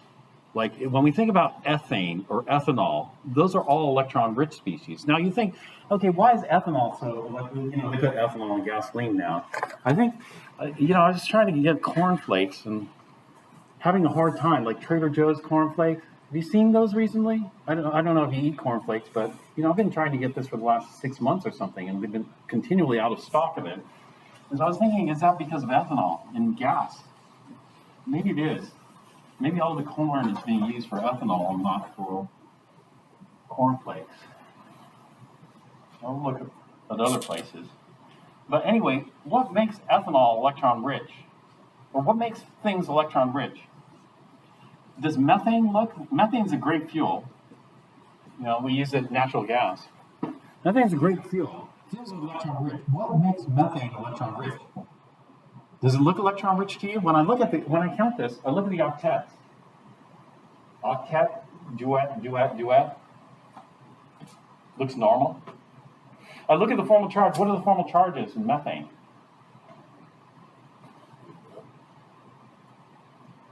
What is it?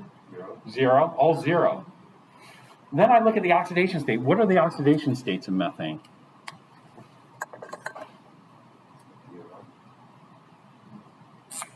The oxidation states of methane are not 0. Winner take all. What's more electronegative, carbon or hydrogen? Do you know where hydrogen is in terms of electronegativity?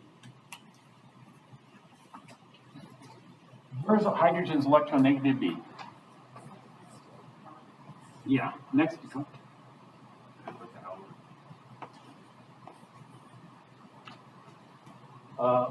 Hydrogen's electronegativity is between boron and carbon. There's 2.1. Carbon's like a 2.5. Boron's like more like a 2. And so hydrogen's there. So winner take all. Carbon's more electronegative. Carbon takes all the electrons, leaving hydrogen with none. And so this is what makes methane so electron rich. The oxidation state of hydrogens are all +1. You think, hey, wait a minute. If hydrogens are +1, doesn't that make hydrogen electron poor? Not necessarily, because this is all relative. These numbers, we don't compare elements with other elements. In other words, we don't compare oxidation states on one element with oxidation states on another element. We compare oxidation states of one element compared to oxidation states of the same element in different compounds. And so let me give you an example. If we compare this to water, what are the oxidation states of water?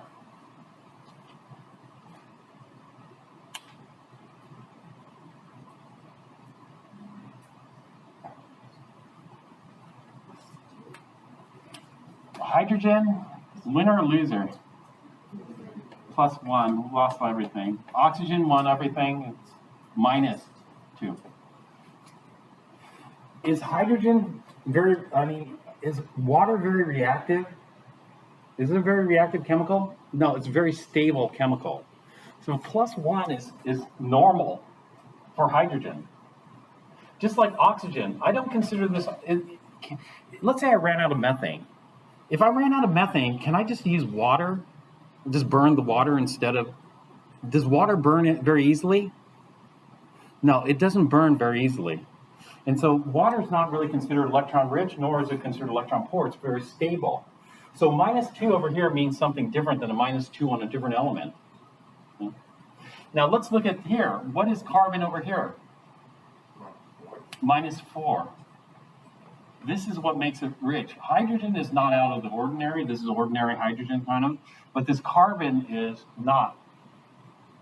And in fact, let's compare that carbon to carbon in CO2. When we burn methane, what do we form? We form CO2. What is the oxidation state of carbon in CO2?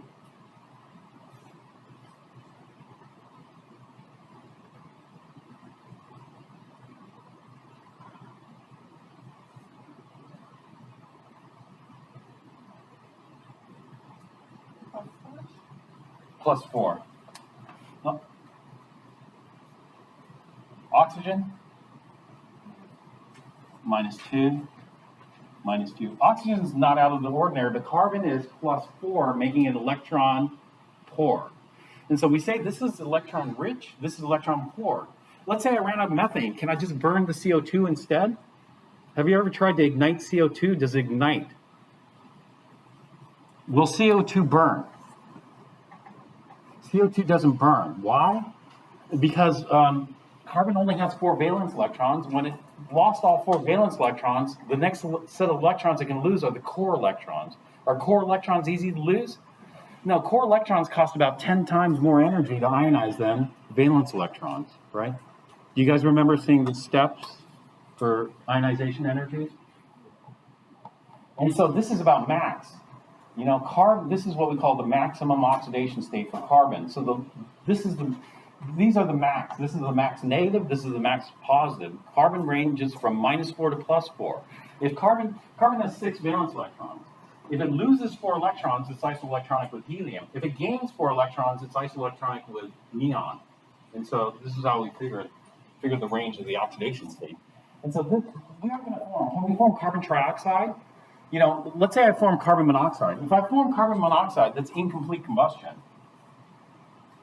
If I have carbon monoxide, what's the oxidation state of carbon in carbon monoxide?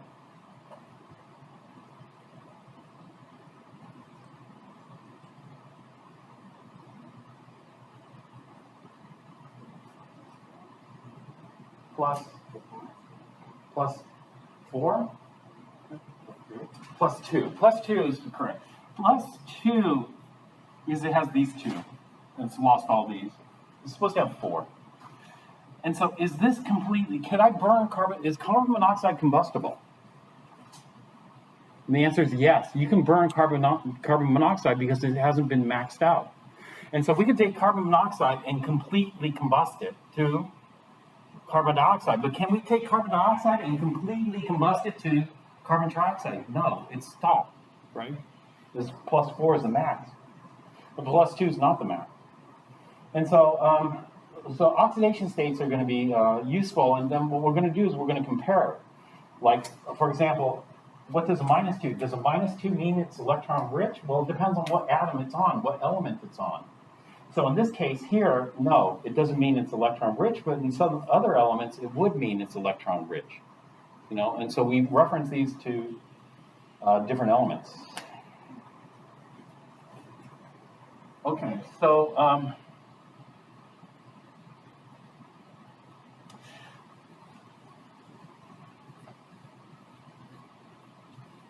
so let's look at nitric acid.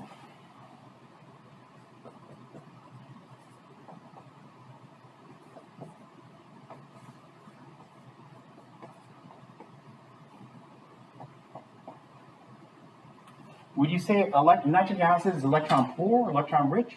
What would you say? And so to answer that, what we do is we do the oxidation states. We already did the oxidation states for this. This is +1. This is -2. This is +5. This is -2. This is -2. What would you say here? Electron rich or electron poor? Electron poor. Why? Because this is normal for oxygen. Oxygen likes to be -2. It wants 2 valence electrons, complete its octet. Be like neon. So oxygen's very happy at -2. Hydrogen's okay at +1. Although this is more positive than water. But nitrogen's at +5. How many valence electrons does nitrogen normally have? It normally has 5 valence electrons, and if it loses all 5 valence electrons, it has no more valence electrons, right? And so this is what we call electron poor. Electron poor species we call oxidizers. And so this is an oxidizer. And it turns out it's a pretty good oxidizer.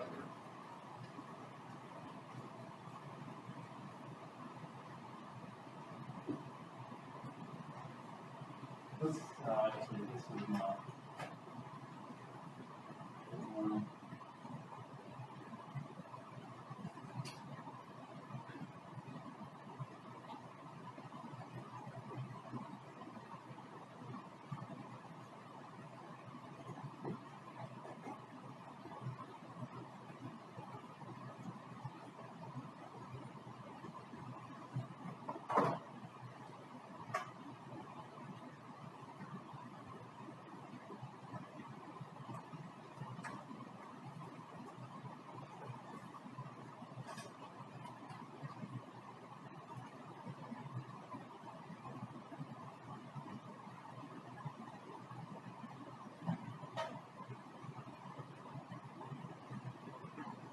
I have a better figure, but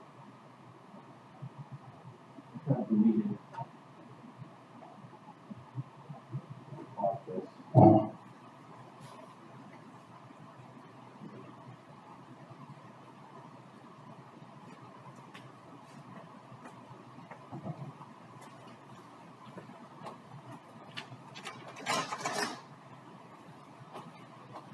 All right, this is nitric acid here.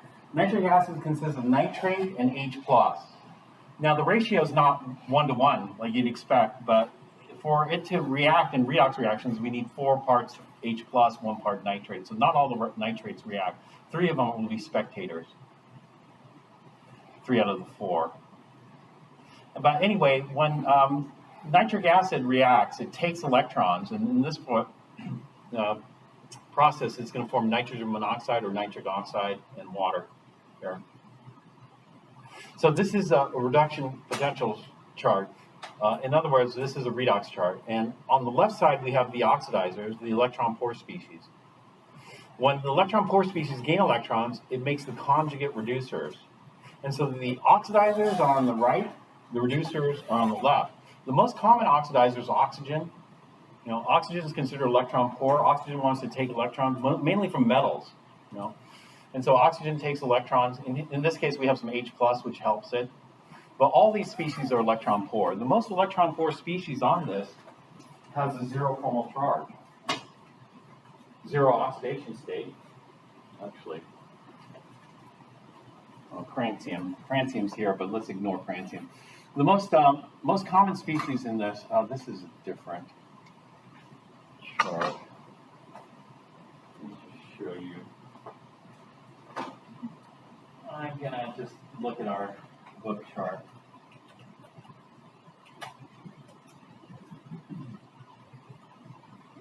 Where can you find this? Just go in.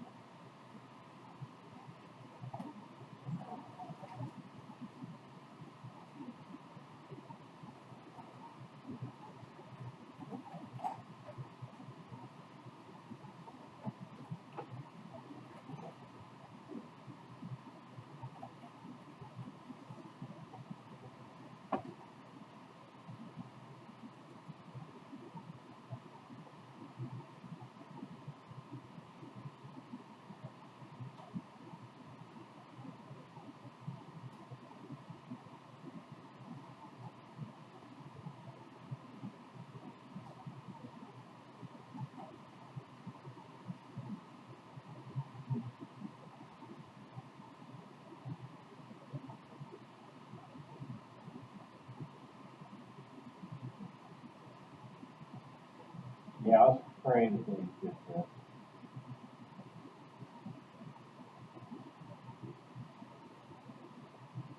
Because all this online stuff, they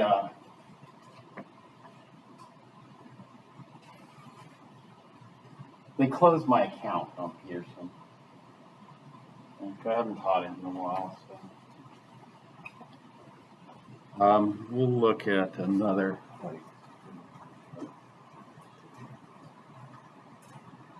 I'm trying to get it fixed, but it's taking a long time.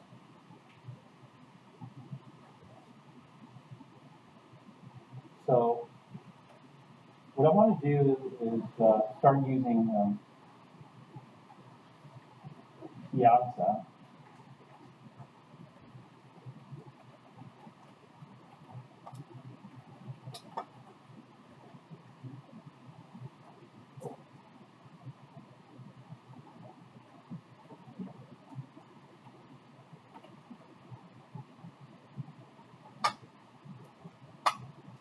And I'll just really post this on Piazza.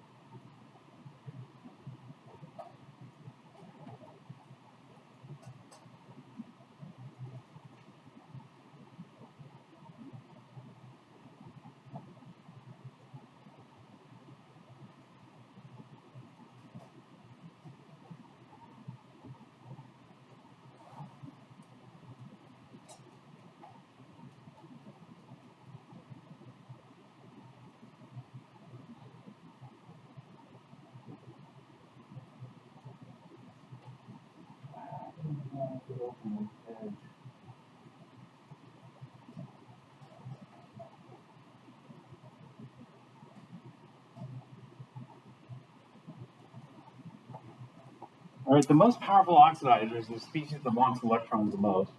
And that would be at the top left, but you have to be careful because the chart in our classroom is upside down version of this. It's inverted. And so fluorine is at the top left of this chart, but fluorine is at the bottom right of the chart in the classroom. It just depends on preference. It used to be pre-1980s, pre-mid-1980s, the upside down chart was preferred. The upside down chart had lithium at the top left, so it mimicked the activity series. So what you saw was the activity series in the top left made it easy, but then post 1980s, everybody decided to switch to this for some reason. So this is the chart from chapter 21 of your book. And so fluorine's at the top. This is the most powerful oxidizer. And what's the oxidation state of fluorine? It's 0. You know, elements in elemental form have 0. And so, but, you know, a 0 oxidation state doesn't mean it's electron poor or electron rich. It depends on the context of what element it is. And if it's fluorine, then it wants an electron. Fluorine really wants electron because it's the most electronegative species, and it's just 1 electron short of neon. You can argue in terms of size. You know, fluorine is very small. Z effective is very big. All those arguments work. Ozone. Ozone's a powerful oxidizer. What are the top 5 powerful oxidizers? The top 5 oxidizers are fluorine, ozone. This is an odd species here. This is a very odd species because when you look at the oxidation states using the rules in your book, you know, oxygen gets the sign -2. -2 times 8 is -16. -16 plus 2 times what gives us -2. So this comes out to +7. So sulfur in a +7 is very unusual because how many valence electrons does sulfur normally have? 6. If sulfur loses all 6 valence electrons and it's +7, it's going to lose 7 electrons, then that means it took one of the core, and making an unusual species. Well, it turns out it's not that. There's a different kind of oxygen here. And the different kind of oxygen is an oxygen with a -1 oxidation state. Oxygen in the -1 oxidation state is common in peroxides. So if we look at hydrogen peroxide, for example, hydrogen peroxide is not oxygen -2. Oxygen -2 is the preferred, of course. But here, we can't have a -2. We can only have a -1 because the max positive charge in hydrogen is +1. And so that means that peroxide wants another electron to become an oxide rather than peroxide. And so this happens to be a peroxide, and the peroxides want another electron. That makes sulfate. Sulfate has sulfur in the +6. Hydrogen peroxide is a powerful oxidizer. You know, it's 1 electron short of that octet. Makes it. So those are the top 4, and the 5th one, do you recognize this one, MnO4 minus? Permanganate. Permanganate, what's the oxidation state of manganese in permanganate?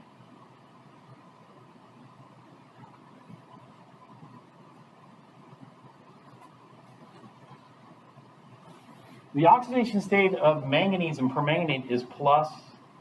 Do you guys know how to do the other way? The other way of doing oxidation states is you assign hydrogen or group 1 elements +1. And then oxygen gets assigned not initially, but later. Okay, if there's no hydrogen or alkali metal, then we give oxygen -2. And that's -2 times 4 gives us -8. All the oxidation states have to add up to -1. And we have 1 manganese. 1 manganese times what will add up to -1? +7. And so +7 minus 8 gives us -1. So the oxidation state is +7. +7, is that electron rich or electron poor? What's your idea? Poor. Permanganate's a very powerful oxidizer.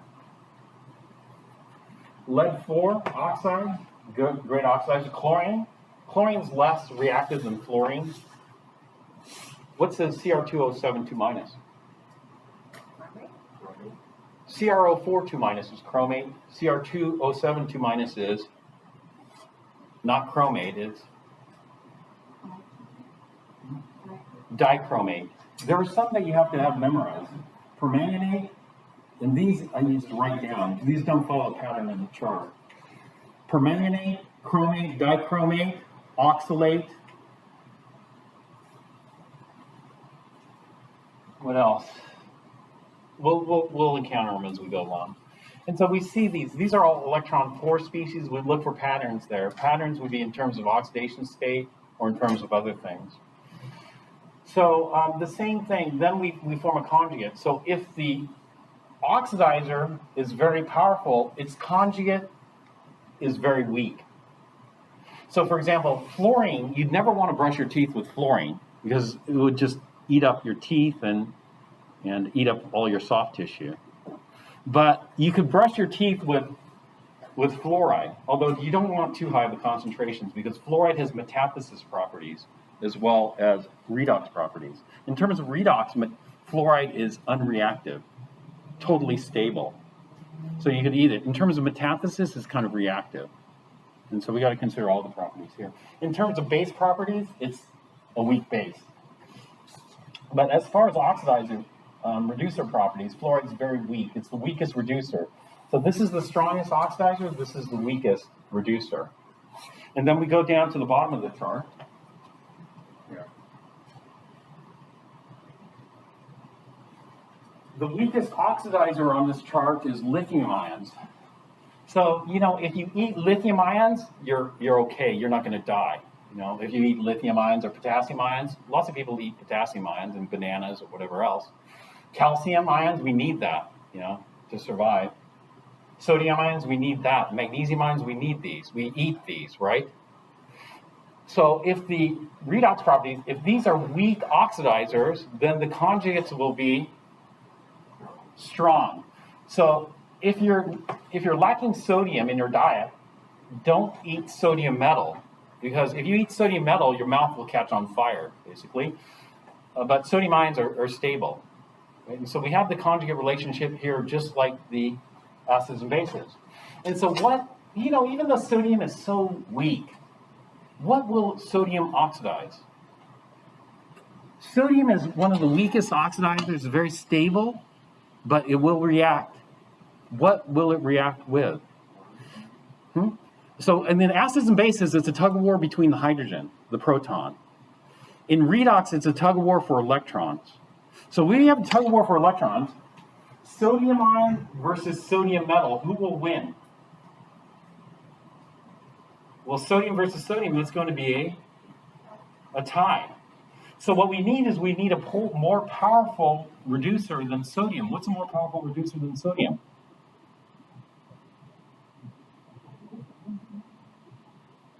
Calcium. So if we take sodium ion and react it with calcium metal, then sodium ion can strip the electrons off calcium metal. Does that make sense?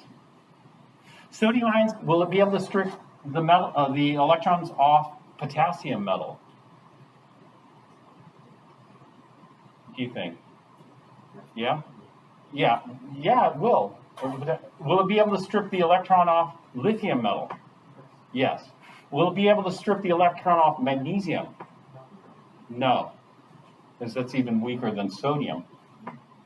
And so in the same sense that we use the acid-base chart, we use this chart in the exact same fashion. So let's take a look at this, the reactivity of nitric acid right now, and then let's predict the redox reactivity of nitric acid.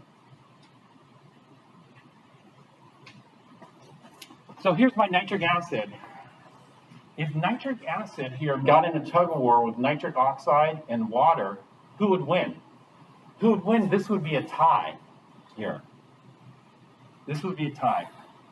And so what we need is we need something stronger than this.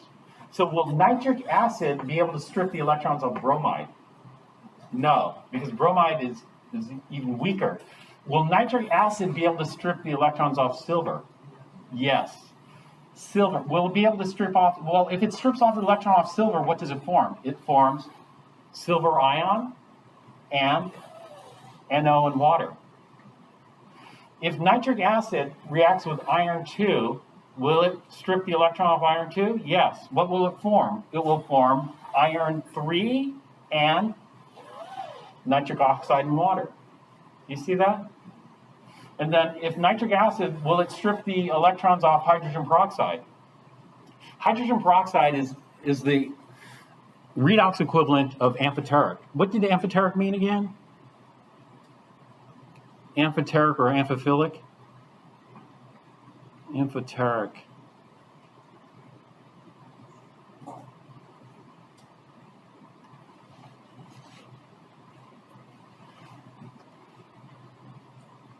Amphoteric means it can act either as an acid or a base.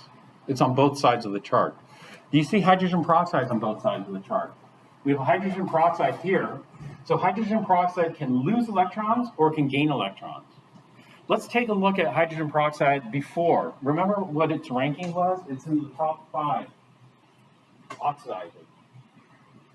So hydrogen peroxide is clearly biased towards being an oxidizer. So when most people think of hydrogen peroxide, they think oxidizer, right? They think oxidizer because it's a strong oxidizer, wants electrons. So when hydrogen peroxide gains electrons, what does it form? Water. So the oxygen went from -1 to -2. It gained electrons in terms of oxidation state. When hydrogen peroxide loses electrons, what does it form? It forms oxygen gas. So here oxygen went from -1 to 0. Going from -1 to 0, it's losing electrons here. And so anyway, nitric acid can oxidize hydrogen peroxide, interestingly enough. Nitric acid, can it react with iodide? Yeah, when nitric acid oxidizes iodide, what does it form? Iodine.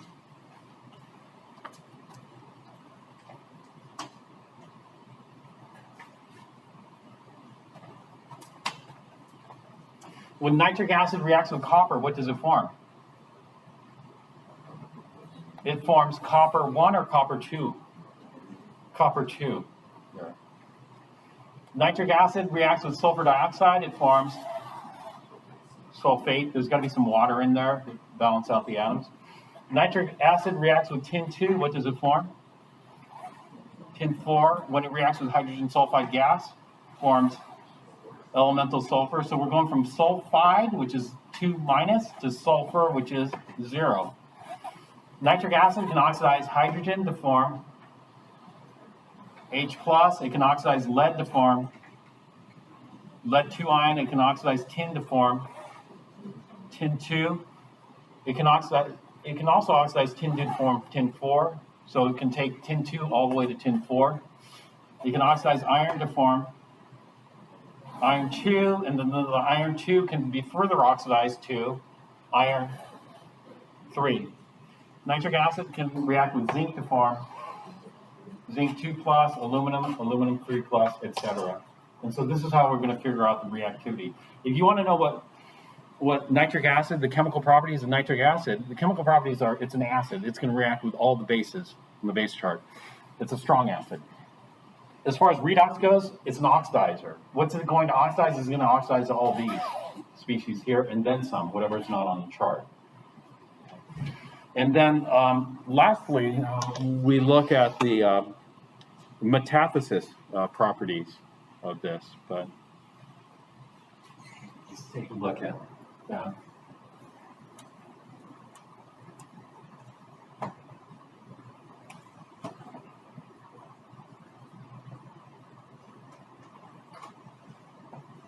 Metathesis just means favorable ion combinations.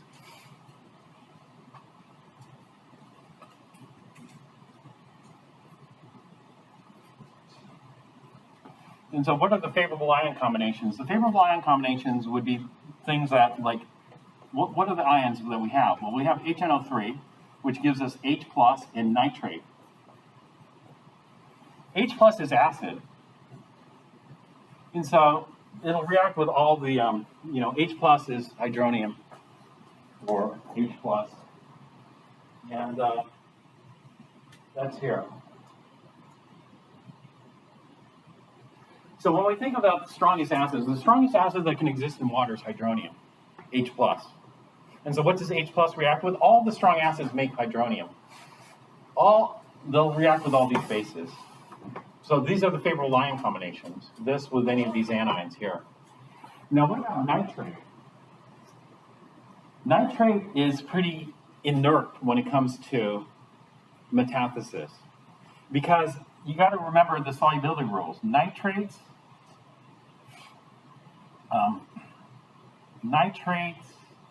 you guys remember?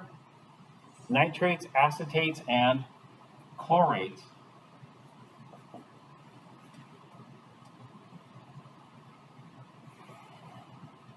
are all soluble. So no precipitate here. We have no precipitate, no gas formation, and nitrate's a weak base, but it's so weak we don't even consider it a base. All these bases here are so weak that they don't ionize water, they don't really react. And so this is neutral for basic properties. So no gas formation, no precipitate, no stronger base to weaker base.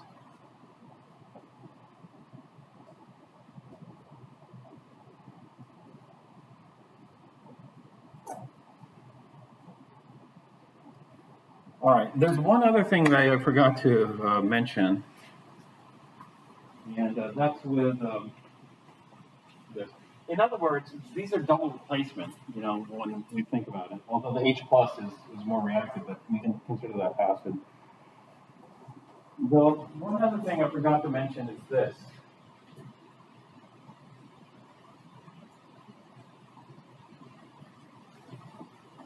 All acids, whether they're weak or strong, will have H plus. And so H plus is an oxidizer. It's just that nitrate and H plus is a much more powerful oxidizer than H plus alone. And so nitric acid is a special acid. Nitric acid is what we call oxidizing acid because all acids are oxidizers. All acids contain H plus. H plus is an oxidizer. And so you can take HCl and dissolve magnesium metal. Magnesium metal is a great reducer. And you might have done this reaction before where you take magnesium metal, dissolve it in HCl, and form hydrogen gas. But whenever we have a special acid like this, sulfate and H plus makes sulfuric acid. Sulfuric acid is called an oxidizing acid versus a normal acid.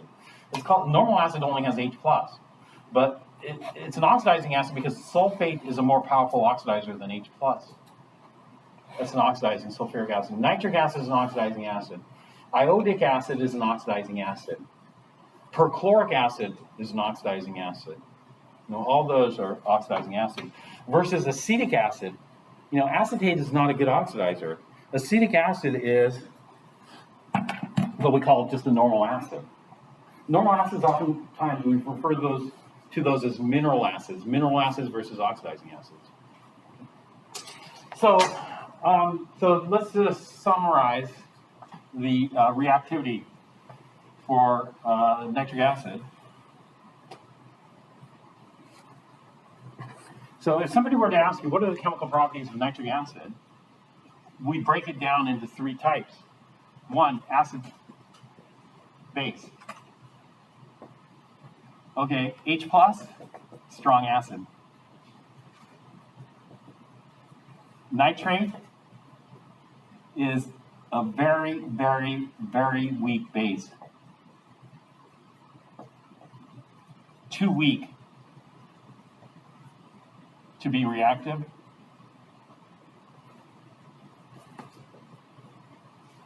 And therefore, neutral.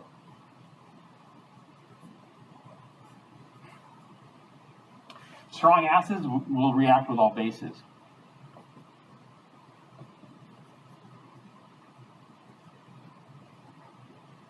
Stronger than what?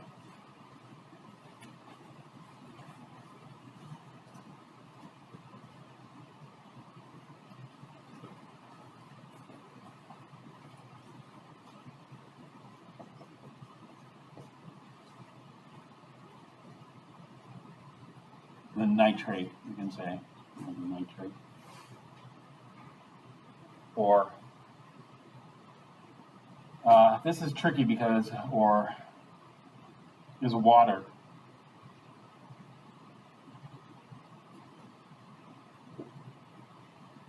let me put that in quotation marks because nitrate, chloride, bromide, all those are equal. There's the leveling effect. Okay, 2, redox. When we look at H plus and nitrate, H plus is what we call an oxidizer alone, and nitrate and H plus is an oxidizer together. And so we need both nitrate and H plus. The reason we need H plus is to form water. Water is quite stable. This turns out to be stronger. This is weaker. And so what we say is this is a pretty strong oxidizer. It's moderate. It's not the most powerful. Well, we'll just say moderately strong oxidizer. Oxidizer. And that moderately strong oxidizer will oxidize any reducing agent stronger than nitric oxide and water. And so we'll oxidize reducing agents or reducers, we'll just call them reducers, stronger than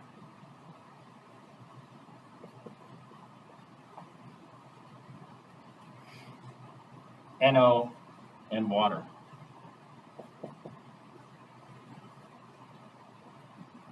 And then finally, metathesis are double replacement style reactions. And there's some overlap. So we're looking for a precipitation, maybe neutralization being the acid. We already have the acid marked here, so it's just a nitrate we're looking at. Nitrate is pretty unreactive in metathesis. There's nothing it precipitates with, nothing it combines with to form a gas. And so metathesis, nitrate is unreactive. H plus is reactive because it's acid. And so there's some overlap here. All right, so we did that. And so what I'd like you to do is to get some practice with this.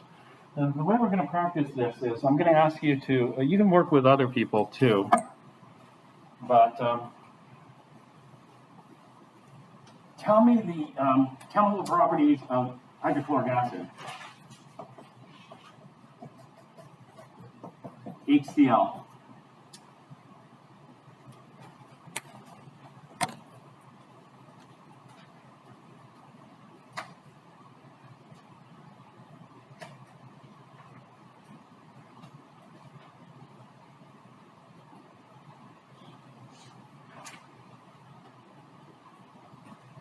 This is kind of hard to read, probably. You can come up and take a look at it if you'd like here. We don't have any big charts, unfortunately, in this room. But why don't you figure out the chemical properties of HCl as an example. What are the chemical properties of HCl?